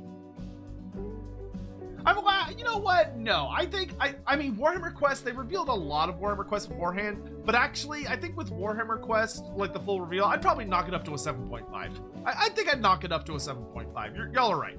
I think I'd give it a 7.5. All right, my dudes. Well, I hope y'all had fun. I hope you enjoyed the reveals. I enjoyed the reveals. Festus the Leech Lord's new mini is god tier. It's interesting. So Sigvald got a brand new mini in his back. Festus got a brand new mini in his back. I have a suspicion Valkia is going to get a similar treatment. I think Valkia may also get a new mini and come back. And then for Zinch, I mean, could they do Village? And like complete the cycle? That would be pretty hype. That'd be pretty hype. But that's it for me tonight. I hope you all had fun. I do have to go do quite a bit of work. There's a lot going on in the background, y'all. There is a lot going on in the background. So why don't we find somebody to raid? Huh. See, is it really going to be going for a lot longer, or should she wrap it up?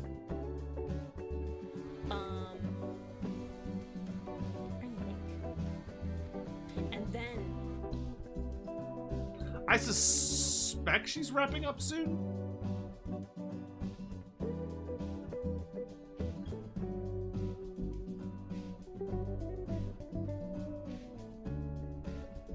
Hiragi just went live? Oh, perfect. Yeah, let's go hang out with Hiragi. Awesome. Easy. I don't even have to think about it. We do love Hiragi up in this house.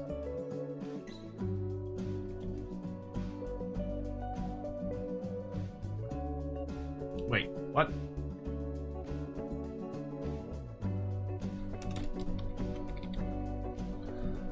Is there anyone we can raid on YouTube? Oh, well, okay, I'm gonna go ahead and go into the outro screen while I'm figuring this out. But thank you all so much for joining me. I hope you all have a lovely day, morning, afternoon, evening, wherever you may be in the world. I hope you had fun, more than anything. And, yeah, this was enjoyable. Even if Games Workshop can't fucking run a fucking live stream to save their lives. We can all at least laugh at them for that. Alright, I'll send you guys off to some random nonsense. And, yeah. You know what, YouTube? I'll send y'all to hang out with Mercy. Why don't we do that? Alright. Have a good one, guys! Thanks so much for watching! And I'll see you next time. Bye-bye.